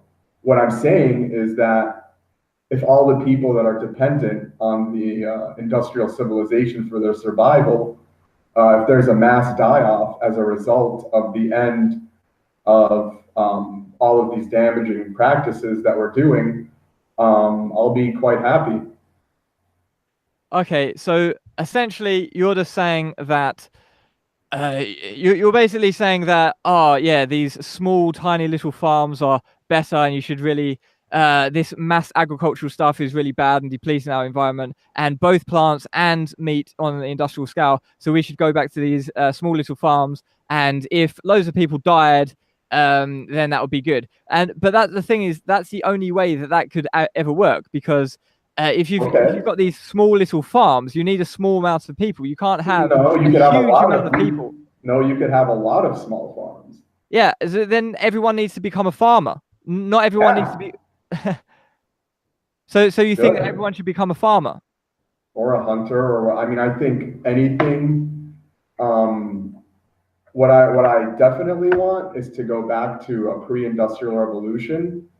Okay, yeah, cool. Well, that's what you want, but let's talk about now about the vast majority of people on this planet. I don't care about them. So you don't care about them, but that's what the sort of the vegan argument is about. The vast majority of people in this planet. Well, you're gonna destroy the earth trying to survive, to keep all these people who are dependent on industrial civilization. While you're trying to keep them alive, you're going to destroy the planet. I'm not arguing that we should have shitloads of people on the planet. I also think that there's quite a lot of people on the planet right now. But I just see the fact that animal agriculture is worse in that context than having a population of mostly vegan people. If there was mostly vegan people, the burden on the agriculture would be way less. It doesn't matter, because you're still going to have. It doesn't matter. How does that not matter? That's incredibly important for the environment. How is it important for the environment? Well, if there's a huge burden on the environment in terms of animal agriculture, and if everyone went vegan and there was a smaller burden, then that would be an improvement. And that would be therefore better for the environment. It'll be worse, because it would be worse. How the fuck would it be worse? Because if the farms that are producing the vegan food right now and are using animal manure as fertilizer, if they can no longer do that, then they're going to start using chemical fertilizers. Okay, so what you're saying is here, let me get this straight. What you're saying is if everyone went vegan slowly over a period of time, let's not argue if everyone went vegan tomorrow, what happens to the animals? Let's not argue about that. Over a slow period of time, everyone goes vegan within, let's say, 10 years, or they go in a direction, and a very large amount of people went vegan. And then so they were purchasing pretty much exclusively fruits and vegetables. So you're saying that when people go to the shop to buy fruits and vegetables, the shelves are just going to be empty because they're not going to be able to produce the crops, or within a period of time the shelves will be empty because we'll deplete our land and everything will be destroyed? No, I don't think the shelves will be empty. I think that if there's no more farms focused on animal husbandry, then they're going to be forced to fertilize their crops with chemical fertilizers. And that's going to be much worse for the environment than what's happening now. But we don't need to use chemical fertilizers. Well, if you can show me a veganic farm that has fed any substantial amount of people, I'd love to look into that and maybe consider if that's an alternative. But at this point, there's absolutely no proof. Are you now claiming that plants only grow when they are shat on by animals? Yes.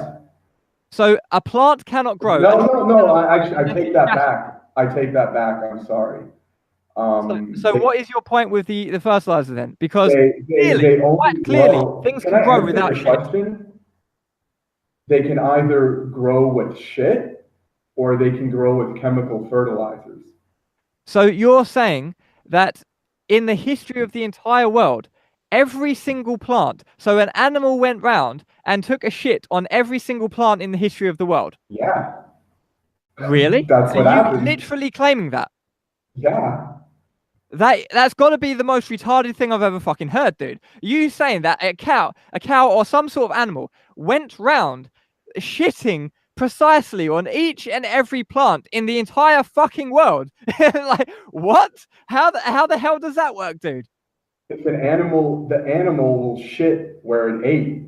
So if an animal is like, if it goes to a certain area of grass and it, by the time it clears all the grass in the area, the whole area is going to be covered in shit. So you're saying that in a forest, when trees grow and they absorb nutrients deep from within the soil, and then they get that nutrients up the tree, and then the leaves fall down, and then that creates rich topsoil. You're saying no, that's not the case. They're not getting the nutrients from the ground. They're getting the nutrients. All these forests where there aren't cows running around in the forest. All these forests, no, actually, there's like animals coming into the forest, and the only reason why it's growing because there's heaps of shit all around the forest. Is that what you're saying? No, what I'm saying is that, like your example of the leaves coming down and creating nutrients for the soil to absorb, that's fine because nutrients never left the soil. But if because the nutrients, it went from the soil into the tree, and then the leaf just went back down and gave it back the nutrients. However, if an animal comes and starts eating the grass on a certain patch of land, if it ate all the grass on the land and then left and shit somewhere else, like 100 miles away, and if that kept happening, then the soil would become depleted and Yeah, so nothing would you've be just able to described grow. for yourself Please let me how finish. animals I can mean, deplete the soil. can I finish? Yeah, you can, but you've just described for yourself how animals can deplete the soil. So carry on. Yeah. So whenever something happens that takes resources from the soil and takes it somewhere else, that's bad. What needs to happen is that when the resources are taken from the soil, they need to go back to where they came from. If they were taken by an animal, they need to go back where they came from in the form of shit. Yeah, and I sort of So agree with can that. I finish? I sort of Can agree I with that, man. finish? Yeah, you can finish, but you just take a Calm long time. yourself. All right, calm yourself while I'm trying to say something. So what happens, for example, whether it's an animal eating grass and then being shitting somewhere else, or if, let's say, humans farm a piece of land for like 100 years and they never shit back on that piece of land, that's going to deplete the soil too. So what has to happen is that things need to stay where they are. The reason that animal farms, for example, can get experience soil depletion is if they're based on unnatural agriculture methods and they're hooked into industrial farming in which they take the shit from the animal and then they sell it to farms thousands of miles away that don't have animals. So then the nutrients go there and then they leave here. If we're Sure. just doing things naturally, everything Yeah. stays where it is because the shit goes back in. Sure, But no matter I what you're understand your point, man. doing, Yeah, I the understand your shit, point. You're quite clear on that. The thing is, that's not just a vegan or animal agriculture issue. That's an issue in general. That is basically what you're it's not describing. an Is issue in nature. you're generally just describing their sewers, the sewer systems. Yeah, Well, it's when not you have a it's not sewer an issue system in and you nature. That's what I'm divert the saying. shit. So, dude, you can talk for ages, but I can't talk. Dude. So when you have a sewer system and you divert all of the shit, you eat food from the land, you take the shit, and then the shit goes somewhere else. Then obviously you're taking nutrients and you're just putting the nutrients somewhere else. So you can also deplete the soil. But the thing Yeah, is yeah, with you that, know, the thing is with that, dude, is that trees and permacultural growing methods, agricultural methods, it takes nutrients from deep down in the soil. There's lots of nutrients deep down in the soil, and that's what trees do and plants with long roots. Grass often is just a topsoil thing. That's why monocropping grains is sometimes not so good for the soil because grains are like grass and animals are eating the grass and it's similar, it depletes the topsoil. But when we're growing we're growing with better production techniques, better agricultural techniques, we're getting nutrients from deep down in the soil, and then it's less of an issue. So you're actually arguing for veganism or arguing for the plant-based diet when you're talking about that.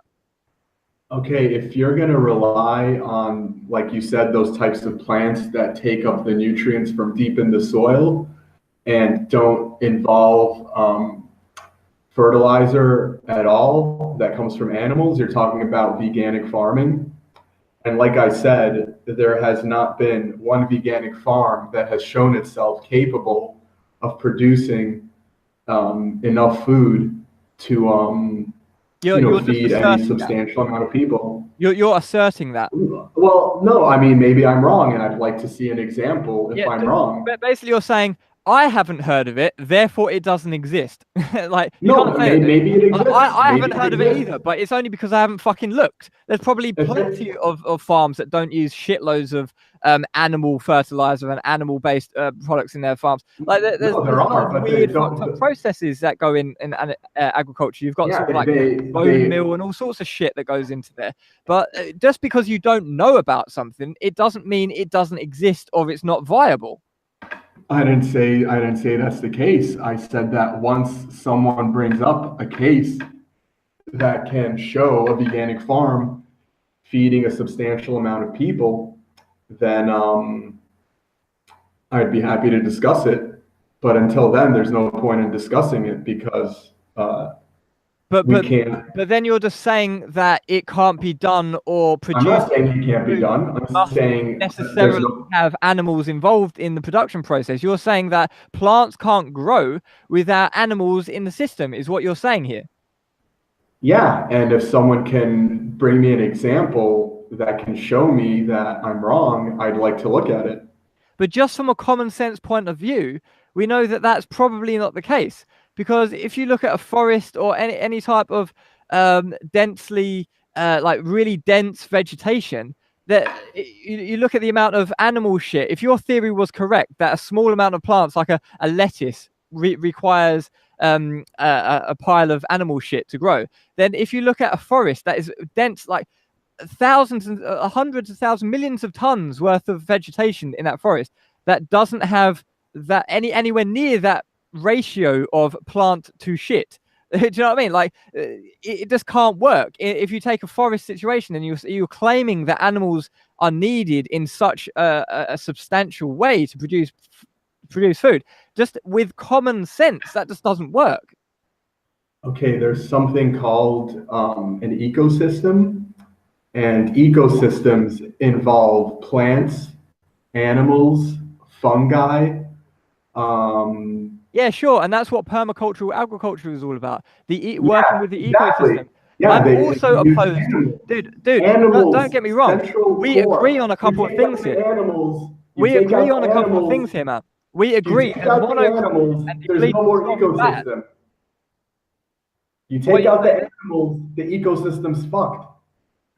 Yeah, I agree that spraying glyphosate over all these GMO soybeans that feed animals, that is bad. I agree that monocropping and depleting the soil and using all these artificial bullshit things in farming, that is bad.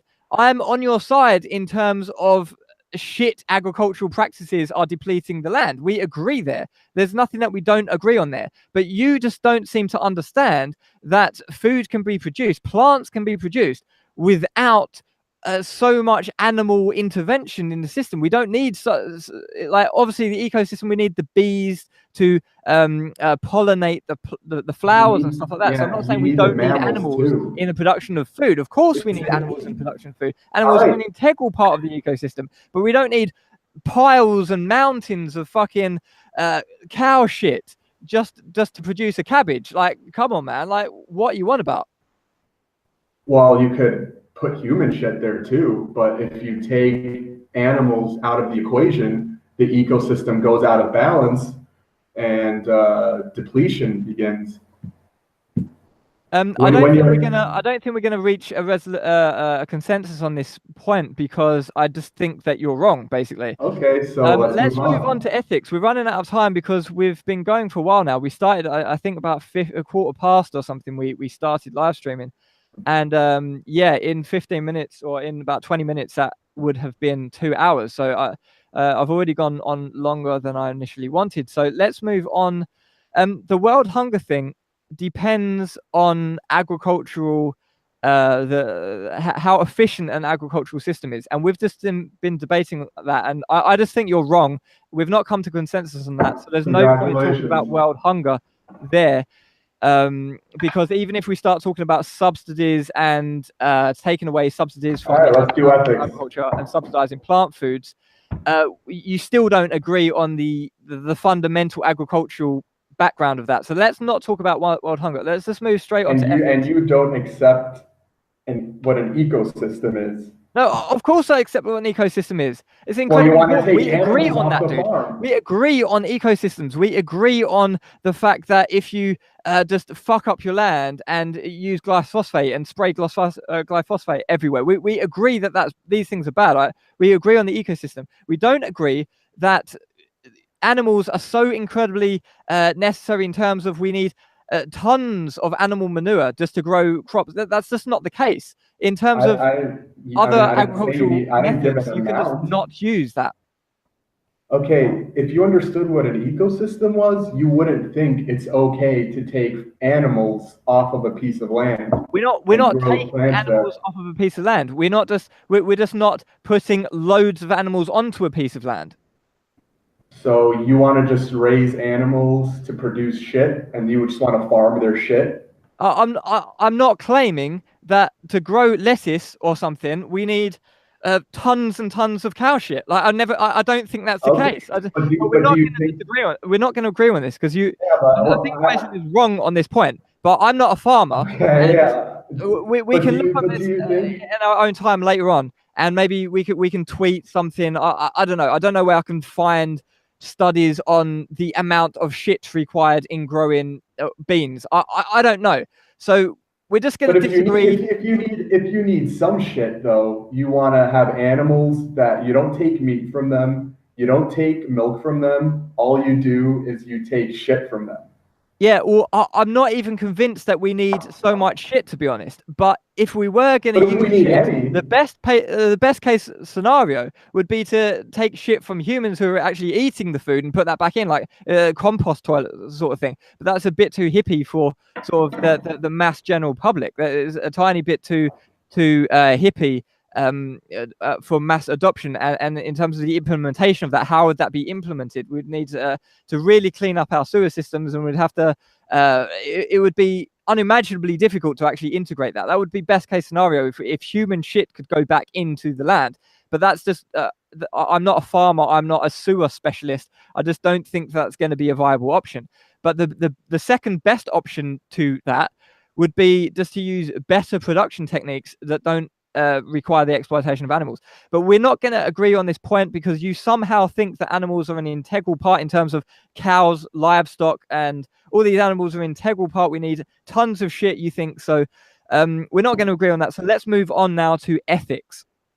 So my position in terms of ethics is that because we don't need to kill animals for food, we don't need to stab them in the face and consume their rotting carcasses, because that is unnecessary, it's unethical to do it because they don't want to die. So we might as well just not do it because there's no point in doing it. So can you say anything why it is necessary and why it is ethically justified to stab animals needlessly in the face? Plants don't want to die either. Did you just say that plants don't want to die either? Yeah. Okay, so the difference between animals and plants is sentience. Are you suggesting now that plants have sentience? Yeah, of course they do. In what way do they like? Can we define sentience? Let's go to Google and type in sentience definition. Let's get an actual definition from, I don't know, Merriam-Webster. Let's say feeling or sensation as distinguished from perception and thought. So you think that plants have thought? So you think that plants have a brain and a central nervous system? Who said that a brain and a central nervous system are required for thought? So you think that you don't need a brain to think? No, you don't. So you think? Why do you think a brain? Why do you think a brain is required to think? I mean, what define thinking? We can go meta on this, but before we do you think that rocks are sentient? I mean, I haven't seen any evidence to show me that they are. But you think that's a possibility that the rocks could be sentient? I mean, I haven't seen any evidence that they are, so I'm not going to say that they are. So it would be safe to assume that they are not. I would assume they're not, but some Okay, people think excellent. they We are. can agree as some sort of starting point to get this thing moving. We can agree that rocks are not sentient. I That's mean, I'm not fantastic. going to be, I'm not going to be, I'm not sure. You're I'm not sure. not, So your position is you're not sure if rocks are sentient or not. yeah, I'm not going to say I know everything. I mean, the range of human perception is quite thin. I mean, we can't see infrared light, we can't see X-ray light, we can't see all sorts of stuff, and those are just Yeah, sure. colors Okay, that I know are where you're going with this. So you're saying there's a possibility that rocks can think and feel and perceive I'm saying and I have no idea. actually have emotions. You're saying that's I'm a saying I have possibility. no idea. You have That's no what I'm idea, but saying. you're saying that it's a possibility. Everything's a possibility. Okay, so okay, so you're saying it's a possibility in terms of there's a possibility that we could all the entire world could be a giant cabbage, which is it's a flat Earth supported by a turtle, and there's a magical sky god who just somehow you know what I mean?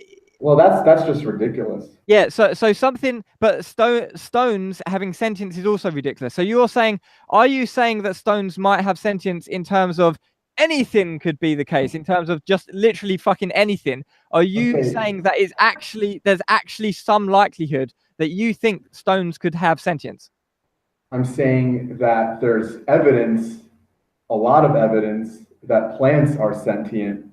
I don't want to discuss things which I have no evidence for one way or the other.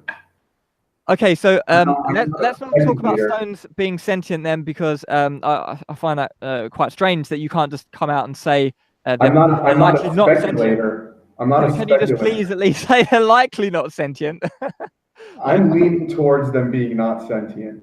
okay, excellent. Let's move on to plants now. So sentience. So we've got a definition here: feeling or sensation as distinguished from perception and thought. So let's go on to this one: responsive or to or conscious of sense impressions, sentient beings.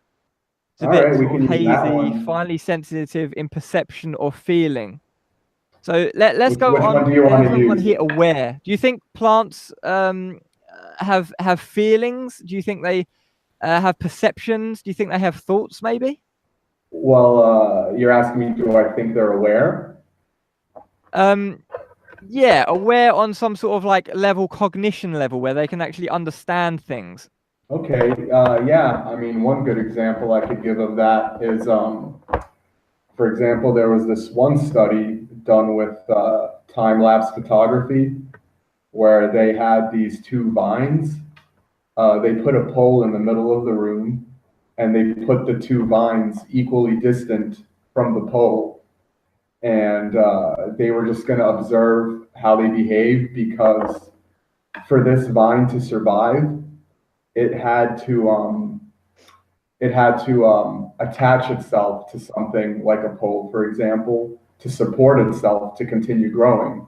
If this And you're particular, saying that that was conscious thought, that the plant thought about that, it conceptualized that, I mean, and really. can you calm down a little and let me explain the whole Yeah, study to but you? you're just explaining it extremely slowly. I'm trying to sort of speed up your explanation Well, I process. have to explain it properly to you, and I'd probably be pretty much done right now if you don't Okay, interrupt yeah, me. go ahead, man. Go ahead. Okay, so they put the two plants equally distant from the pole. If the what happens is if the plant, the vine, is unable to attach itself to something for support, it dies. So basically, they planted them two at the same exact time.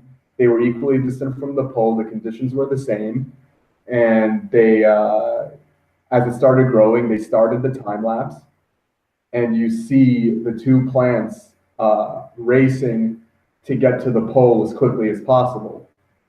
And so basically it was a frantic race to like hook and latch onto the pole, and they were just going straight for the pole, no other direction the entire time.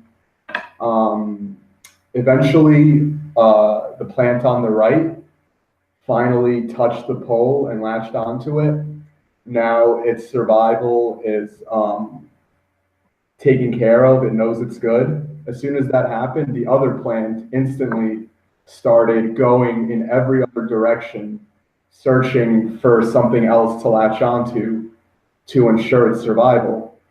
So based on that, they determined that the plant was aware that it needed to, first of all, it was aware that it needed to latch onto the pole to survive. And second of all, it was aware that if another vine got to it first, that it would no longer be able to use that pole for its survival. And Okay. the third thing they Yeah. were able Are to you done determine, now? the third thing they were able to determine is that that once the other plant who lost, once the other plant touched the pole, the other plant sensed that the other plant has control of the pole and that it needed to instantly find another option for its survival. So basically, you could see the plant's thought process in that it needed to find another option to survive immediately. And in the time lapse, it was clear that it was frantically searching for another option to allow it to survive.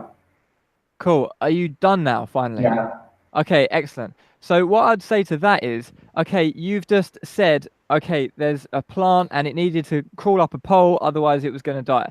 There's many plants, grapes need to go up a pole or go onto like tomato. There's lots of things that can go up poles and they grow better, or they die if they don't go up poles, or they die if they don't do a certain thing, or if a plant doesn't get enough sunlight, it dies. Or if there's a lot of ways that a plant can die, and there's a lot of different plants which do different things in order to survive.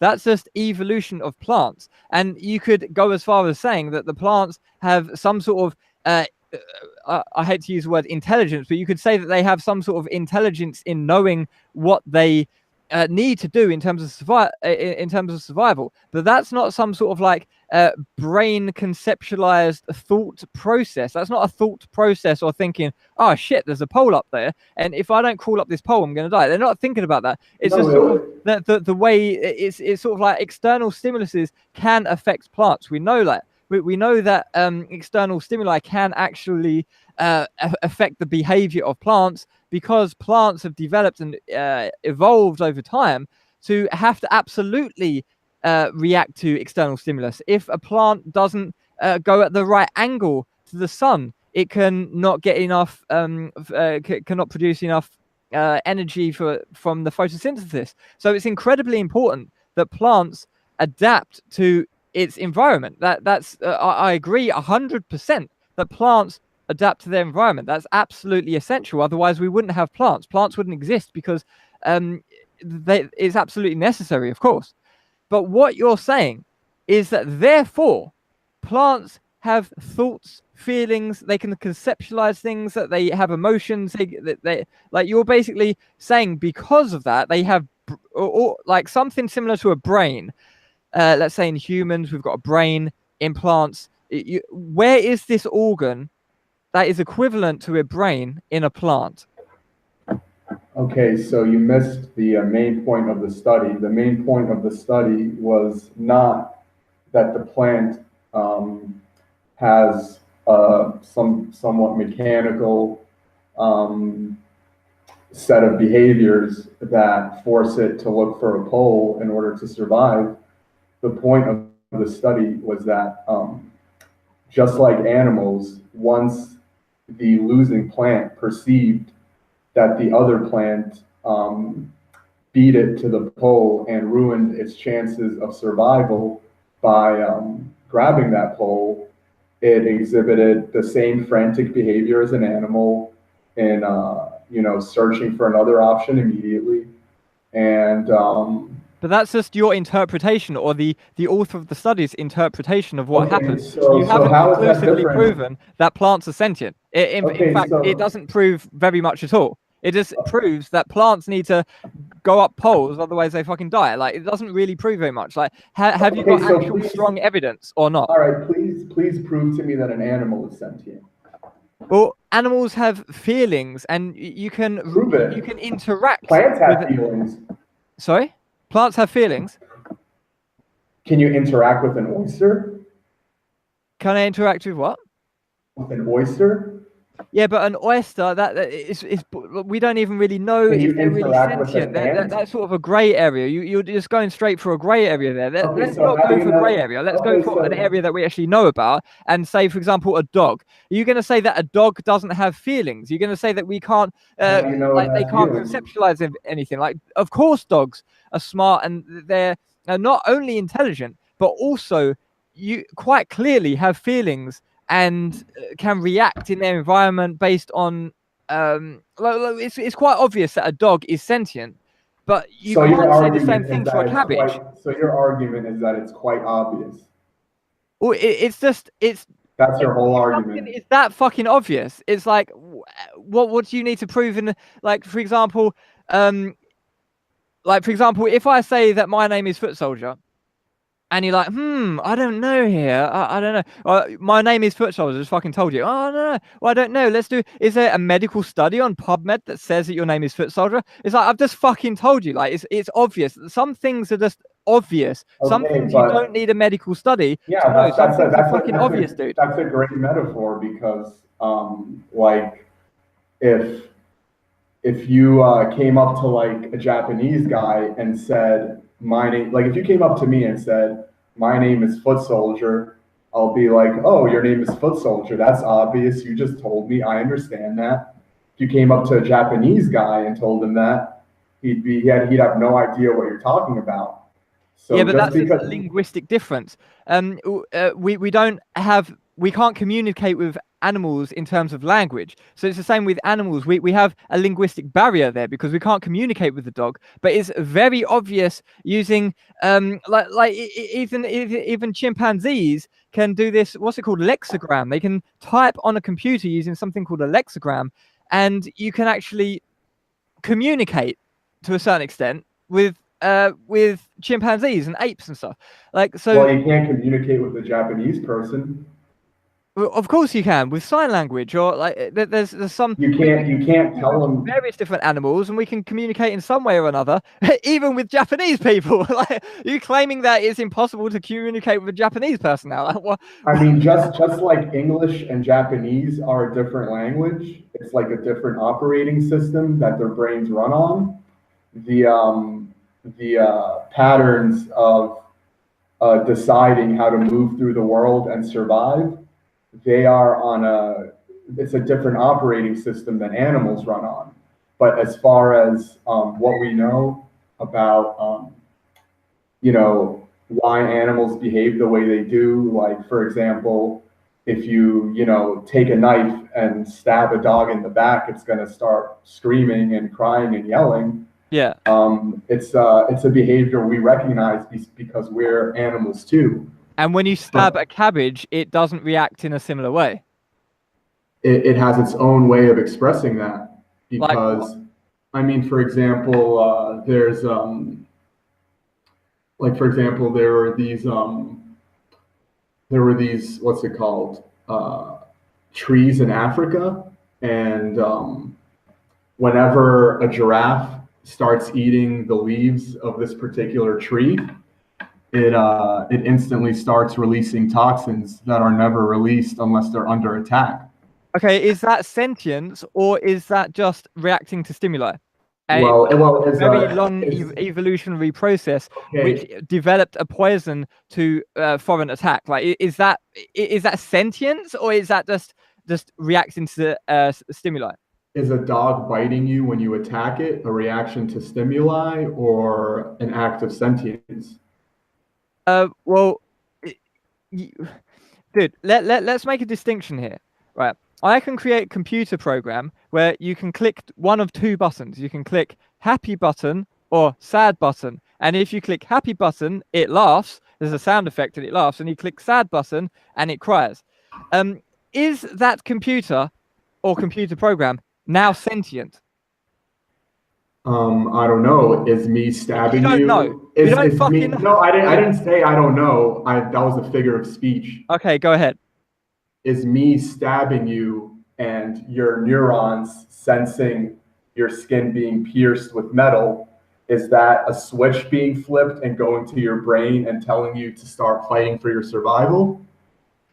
But the problem with that is, pain sensory is only one sort of thing that's not It's a sentience in button. itself. It's a Pain sensory button. isn't sentience in itself. The ability to conceptualize pain is the sentience bit, and not just the fact that there's some sort of foreign thing happening to your body, which your body is like, oh fuck, like there's like alert, there's something happening on your arm, for example. That's just the sensory. But the ability to actually comprehend that and sort of think about that and have an emotional response and sort of conceptualize that is the sentience bit. Otherwise, it's just I reacting to mean, stimulus. how is it not reacting? I mean, every single human and every single animal on Earth will react the same exact way if you stab them. Yeah, well, They're following. going back to my computer program thing, every time you click the happy button, it laughs, and every time you click the sad button, it cries. That Yeah, doesn't mean that my computer program is sentient, though. It your just has a brain, reaction to your outside brain is stimulus. the computer. So you're saying that humans aren't sentient now?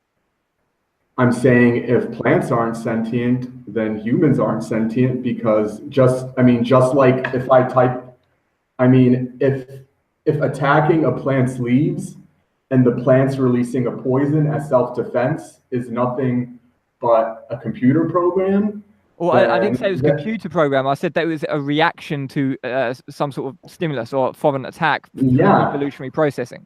Okay, so then if that is a response to an attack through programming, through um, evolution, then just the same way, a dog biting you because you stabbed it is also a triggered program response developed through evolution.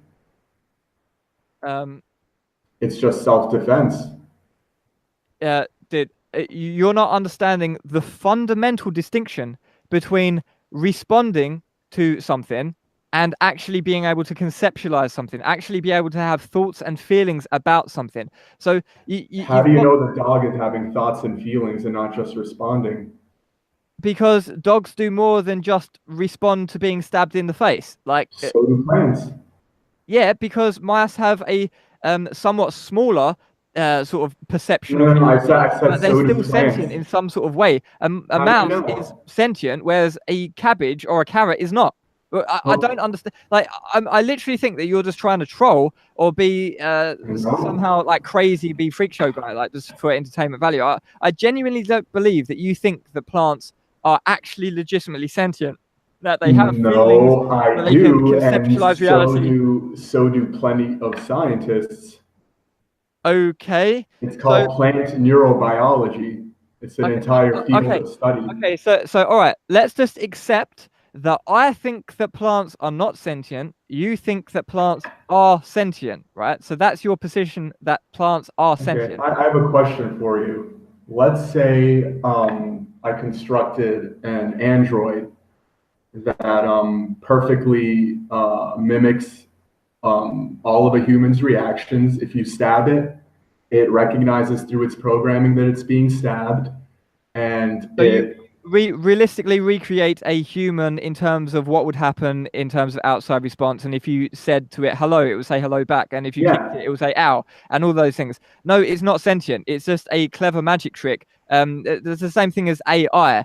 A lot of people disagree with me in terms of some people disagree with me in terms of AI, but in terms of AI, I can convincingly create a program.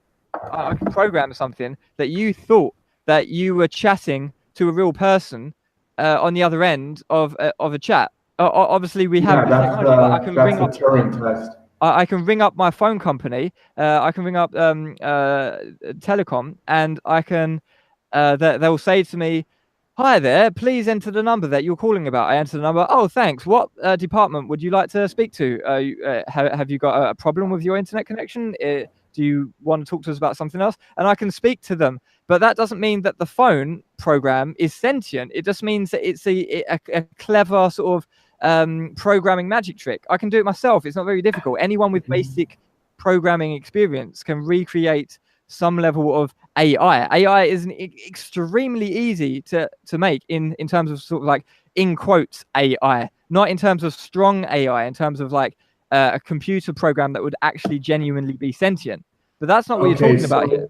So if a computer program that you made, an artificial intelligence program, let's say it started disobeying you, would you No. consider it sentient at That's that not point? possible. It's not possible that it would start to disobey you because Are you it sure? would have to be, it would have to have its own free will, and it would have to be programmed in a way to allow for that free will. And that's the thing with AI here. And we can get into No, this. it's This is already been quite a done. big. Sorry. It's already been done.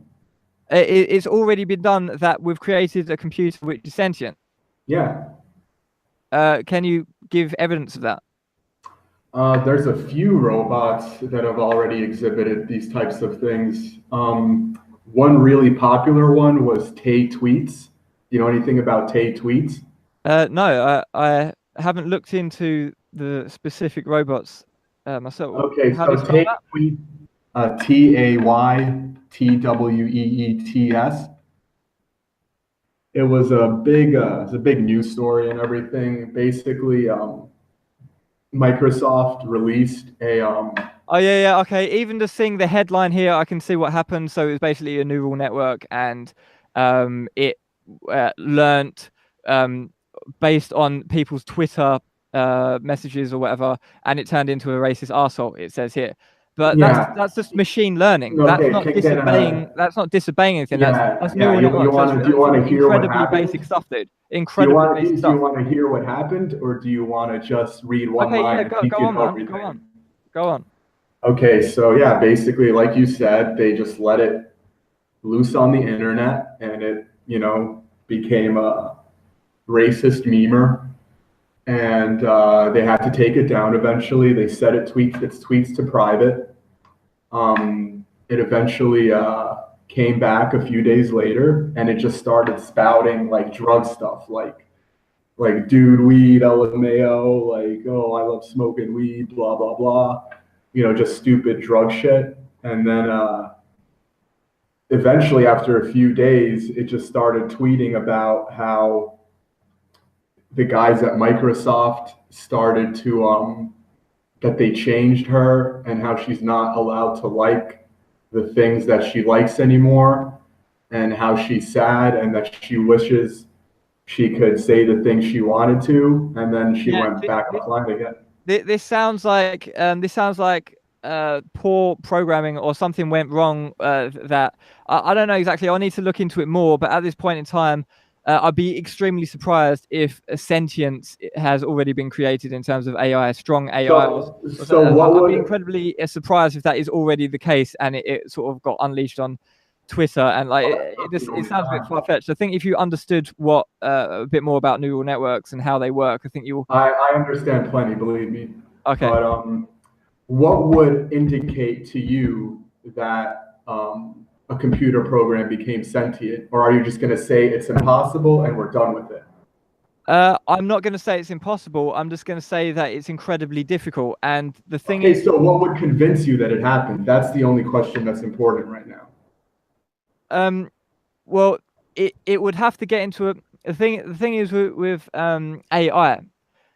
The thing is with AI, the best that we've got are neural networks, and neural networks can learn, but the learning isn't like someone like a human being learning. It's essentially a magic trick. We have to program rules in order for it to process that information, and so you can put something into the neural network and get a result out of that neural network after a learning process is done. But you have to actually have something on the input and the output side, and humans have to actually code that. People actually have to write that. You actually have to have something in place so the computer knows what to do with the data. And so what you're saying is to go from just clever programming to something which is legitimately sentient. I don't think we've got the technology there. I think with current technology, it's impossible. You didn't even begin to answer my question. My question was, it's with current I don't care what you think. Answer my question. What would convince you that a computer program became sentient? Or do you just want to say that it's impossible and we're done with it?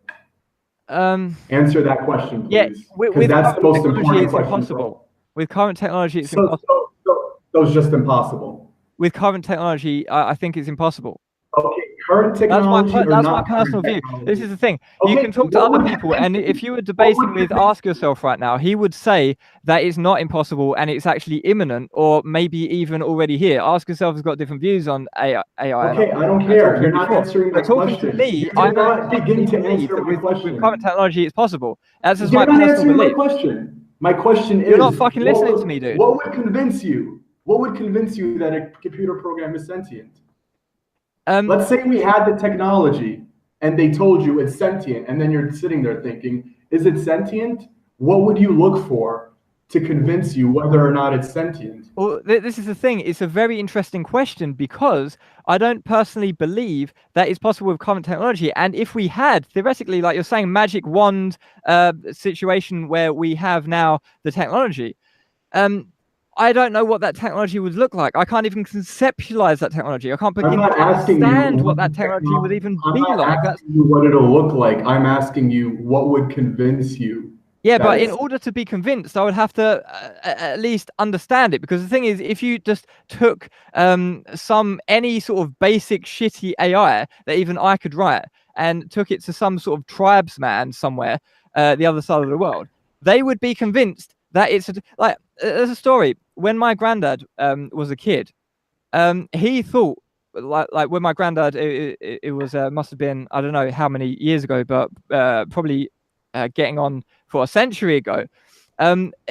Like he had a radio. His dad brought in a radio into the living room, and he came in. He was very young, and his brothers. He came into the room, and then they looked at this thing, and they heard men speaking in this little box, and they ran out the room screaming, and they were like, "Oh my god, there's little men in that box there!" And they were genuinely convinced that there was little men in the box, which was the radio. But of course, there's not little men in the box. Or obviously, it's just they didn't understand the technology. They were unable to comprehend how the technology works. So that's the same with me and strong AI.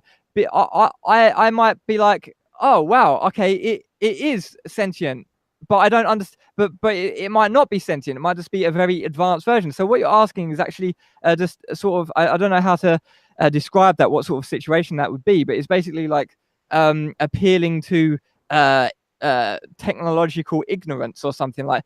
I just don't believe no, with you're current. appealing to technological ignorance because you're saying I can't conceive of how an AI could be sentient. Yeah, I'm not saying you So are appealing to that. I'm saying, yeah, maybe that's I am what you appealing to that. said. I'm just saying that I cannot Yeah, personally, that's what I'm saying. I can't possibly comprehend what that would look like or how that would be. And the question is therefore, that there's currently AI which is convincing enough for people to believe that it's sentient.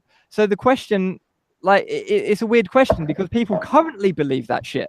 That it's real. So if you took to some tribesmen, they would currently believe that. There's some people that would currently believe that there's little men in a fucking radio in some forest, some uncontacted tribe. They would believe that there's little men in a radio. But that doesn't mean that the radio is sentient, and it doesn't mean that Okay, the yeah, AI is sentient. you already said that. So what you're saying is that you have no way of determining whether or not something that is different enough from you, you have no way of determining whether or not that thing is sentient. It might be, it might not be, but you can't give me an answer for how you would determine if it's sentient or not. But Because it's very even with difficult. that, It's very difficult and then to ascertain that. It's okay, very but difficult because okay, the so thing you're is admitting, with a you're admitting computer, that it's a it's very, computer context, and we're making that. We're actually developing yeah, this technology see, to you're mimic. finally getting it. It's a computer context, so it's hard to figure out. I'm telling you in the same way that we have our mammalian operating system and the computer has its circuit board operating system that we can't really figure out if it's sentient or not, but it might be. The plant also has a completely different operating system. It communicates with smells and chemicals and all that. It has a different operating system. So it's so alien from us that we have no way of really determining that. And all we can go on is the fact that we know plants react to pain. because when they're under attack, they defend themselves and they recognize the attack, just like animals do. Yeah, We that's know just that that's just reacting to an external stimulus. It doesn't mean that they can conceive reality, what is if happening. if you stab me, difference that you can't understand. if you stab me and I gouge your eyes out, then I'm reacting to your stimulus of you stabbing me. Just like, But you're also sentient. You can also how do you conceptualize know? what's happening. You Do you know what don't seem plant to understand. blindness You're is? sort of lumping everything into one thing of one sort of one bodily function. It's like, no, Well, you can't even define humans have sentience. various different functions that we can sense various different things. You can't define It's not about the stimulus. It's about conceptualizing that. Do you understand what the word conceptualize means? Yeah. You can conceptualize, just because you're more similar to a human, it's easy for you to conceptualize the way he would conceptualize a situation that is happening to you. But since you're so different from a plant, you can't feel that. The reason you can't do that is because humans have something that's called plant blindness. And there's been a lot of studies on plant blindness. Basically, what plant blindness is it's a function of our brain where we automatically filter out plants and act like they don't exist. One study where they looked into this is they had a series of pictures of where 80% of the image was various plant life, and 20% or less of the image was some sort of animal. Sometimes the animal was 5% of the image. And they always asked people, they showed them the image and they said, "What do you see?" And they never mentioned the plants. They always mentioned the animal, even if it was a tiny part of the image. It's and that proves that plants are sentient. No, it doesn't. I'm trying to explain to you what plant that proves is. that we can't comprehend whether plants would be sentient or not. Sorry, I wasn't paying attention. Well, no, it's I'm just stating the fact that it's been proven that our brains are designed to filter out any plant life around us if there's an animal there, because it'll be a sensory overload if we consider them. So our brains are designed, because what's important for us is to spot an animal and kill it and eat it when we're in the wild. It's not important for us to see what the leaves are doing, because we don't eat grass, we don't eat leaves, we just block all that out. It's all background noise. So that's why we treat plants this way, because we have to filter them out in order to not get sensory overload and be able to survive in the world. So it's just a perception thing that we think plants aren't alive, or they're just like inanimate objects in the scenery, because they're not inanimate objects. You put any plant in a time lapse and they'll show all the behaviors that animals have. Yeah, I never said that. I never said that plants are inanimate objects. Obviously, they are animate and they respond to external stimulus. But you're claiming, we're going around in circles here. Basically, you think that plants are sentient. I don't think that plants are sentient. Most people agree with me that plants are not sentient. However, you're claiming that we simply don't know. And there's I'm not saying we don't know. I'm saying yeah, you're saying that we do know because you've presented just extremely as much weak sentience evidence as to say that they're do. sentient when they're not. You can't even define sentience. Well, I got that dictionary definition. We can get another one. Yeah, but the only way you tell me that you know a dog is sentient is because it's obvious. But that's not a valid explanation. Saying okay, well, let's think about this a bit more then. Let's think about this a bit more then. So there's various animal experiments where, for example, you've got like magpies or some sort of bird. It needed to exhibit some form of intelligence of to do with buoyancy. There was this test. If someone knows the YouTube link for this test, you can put it in the chat maybe. It's the animal needed to put stones in a little what is it? Sort of like a long tube filled with water, and it had to put the stones in it in order to get the food out. And so it had to sort of come up with that in its head and understand that, how work it out and apply that. So we can tell that the magpie was able not it didn't only have it wasn't only just working on an external stimulus, it also had a concept and could apply that to get food. But plants don't have that sort of that level of operation. Yeah, they do. How are you going to go back to Uh, the steak one where it was crawling up the no, pole? no. What you're talking about is basically the plant learned how to, you know, it basically learned that it needs to put the rock and get the food, and it used memory in order to, survive and get the food. And that proves that it was sentient, right? It proved that it was able to conceptualize an idea of how to apply some sort of intelligent action in order to solve a problem, and Okay. that's just Yeah, great. that's just one Great, way we can great. understand Okay, so adaptation. plants do the same exact thing. There was a study on a certain plant where they let out certain insects to attack it and start eating it, and they basically timed how long it took the plant to release the specific poison for that insect Yeah, because a again, lot of it's being plants. attacked and it's releasing a Can you let poison. me finish? Yeah, Can you but let I me know where you're finish? going with this, dude. It's just boring. No, You you take loads don't. of time to explain stuff, and it's Well, not I'm going very to interesting. explain to everyone who's listening because, I'm a person too, and Yeah, I sure, get to man, say but you what just I take want. fucking ages to explain bullshit, and I can just I Okay, know what you're whatever. saying Well, already. I'm going to say it, and you can just shut me off if you want. But Go ahead. so what happened was they had like each plant, it has different poisons depending on what attacker is coming to harm it.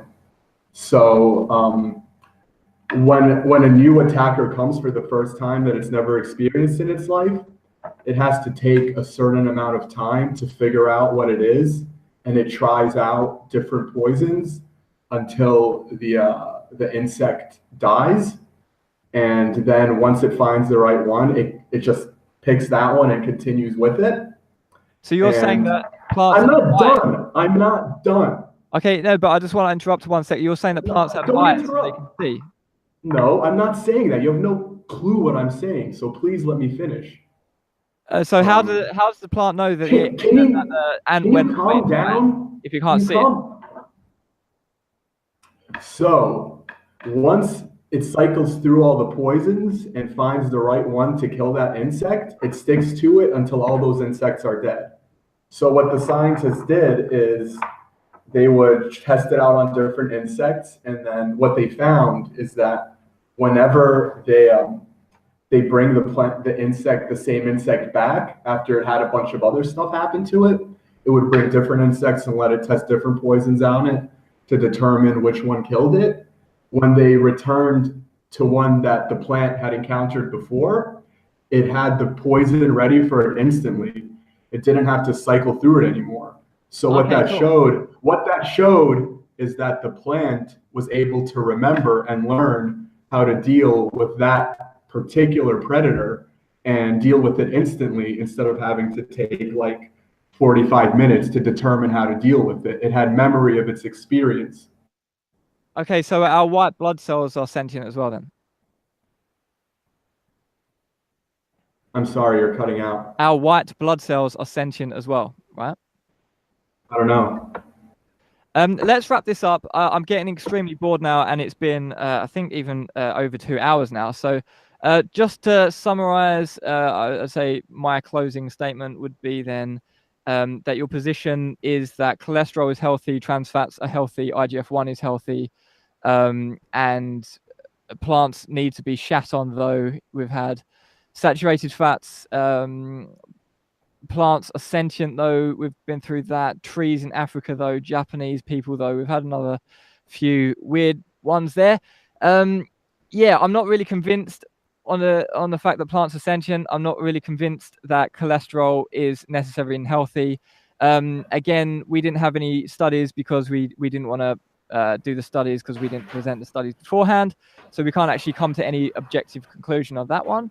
But I think most people watching this are going to agree that large amounts of cholesterol are not healthy.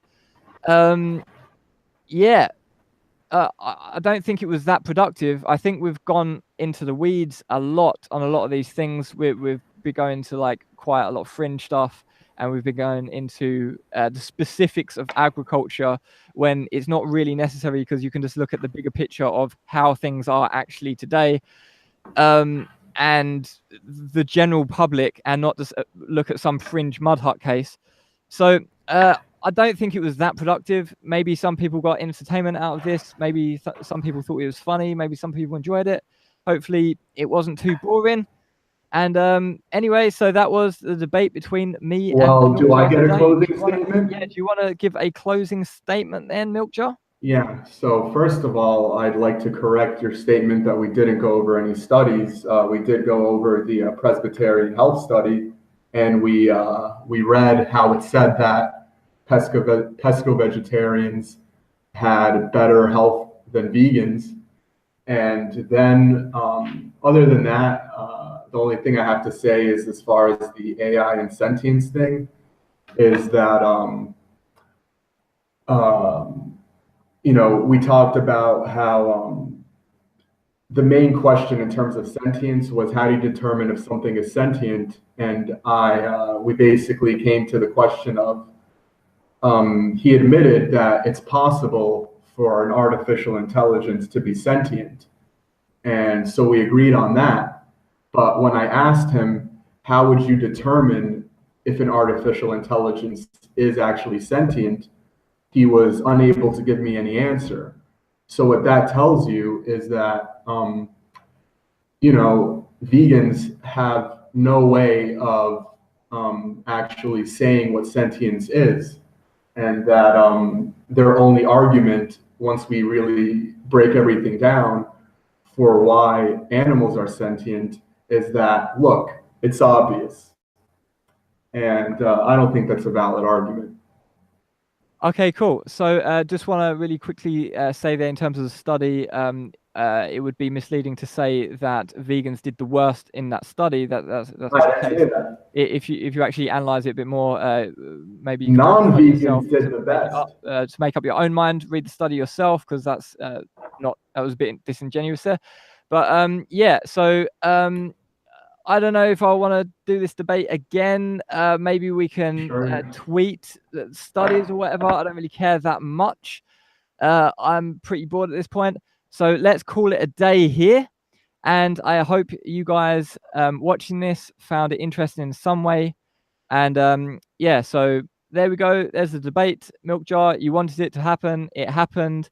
And yeah, so I'll see you later, man. Let's end it there. Yes, thank you for having me. Cool, no worries. See you later. Have a good night.